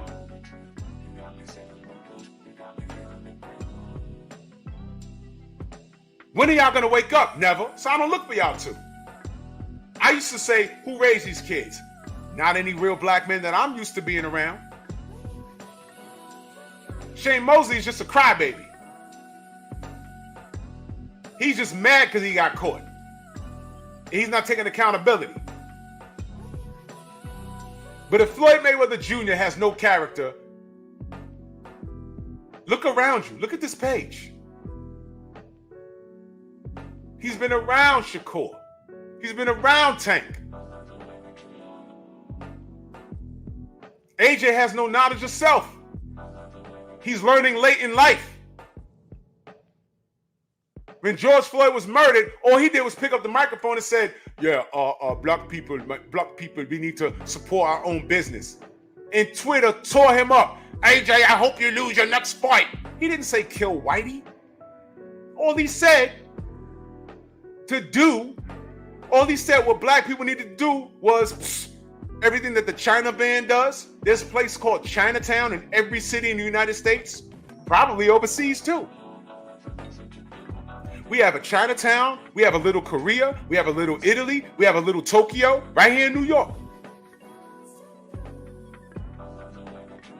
And they're all Brooklyn. There's a whole Jewish community over there. The Jewish dollar exchanges hands 8 to 9 times before it leaves the community.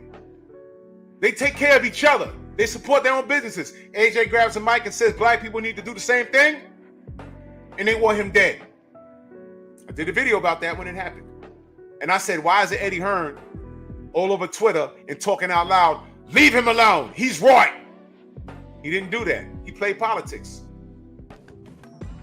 So that was his N-word wake-up call. You getting poisoned in the garden. That wasn't enough? The George Floyd situation, that wasn't enough? Wake up! The Charlos, who raised those dudes? I think their father's still around, but what kind of job did he do? One of them is crazy, the other one has no knowledge of self. Shakur has no loyalty. He don't know what brotherhood, he don't know what family, he don't know what community is. None. And Tank Davis is the biggest monkey of all. Literally. H tattooed on his chest. There it is right there. You rip Ryan Garcia, but when he's in the ring with your brother, you defend him. Self-hatred at its finest. You're intimidated by that man. You don't like the fact that his father is instrumental in his life. And that's the problem that Floyd has with him. That's the problem that Floyd Scarfield has with him. We loving brown people, y'all. Miguel. You jerk.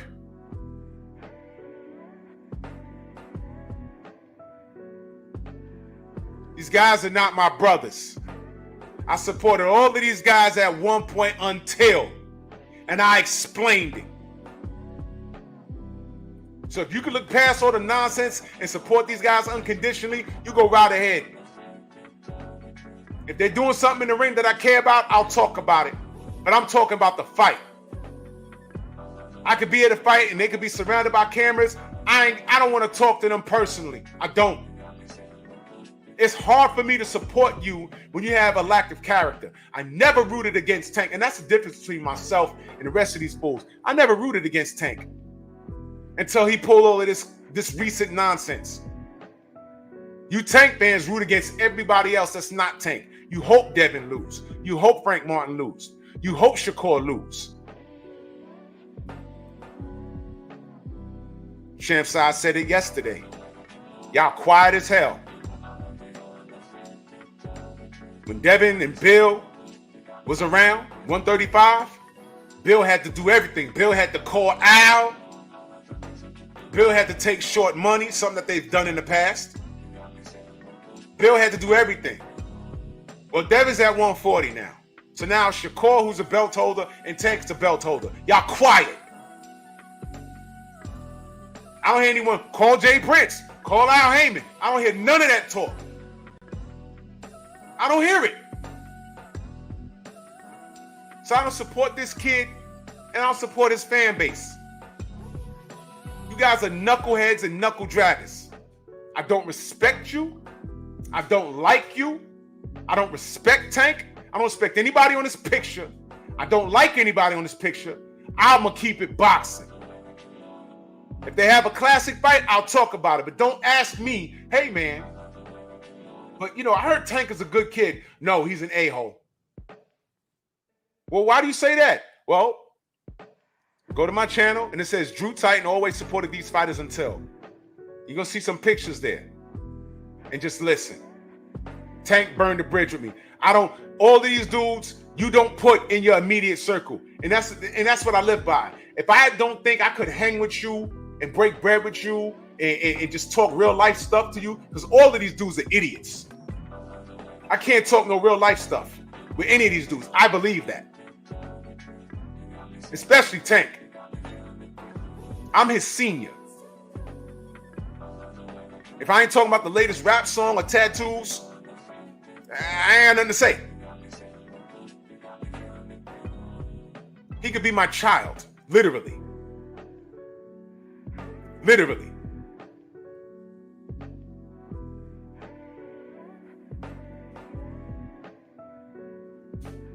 These guys have burned bridges, bro.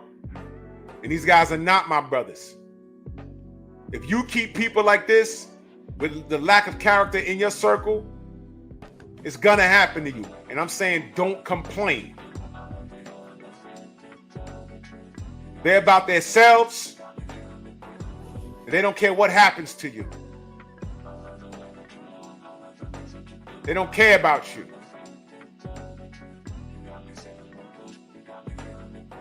A real friend, if they point out a character flaw with you, and they pull you to the side and say, look, man, you did A, B, and C. Shouldn't have did that. Being an adult is self-reflecting and say, you know what? I don't understand why. And if the person can articulate, look, this was happening, you said this, and that. And if that person is really right, only your ego will permit you from accepting what was being said.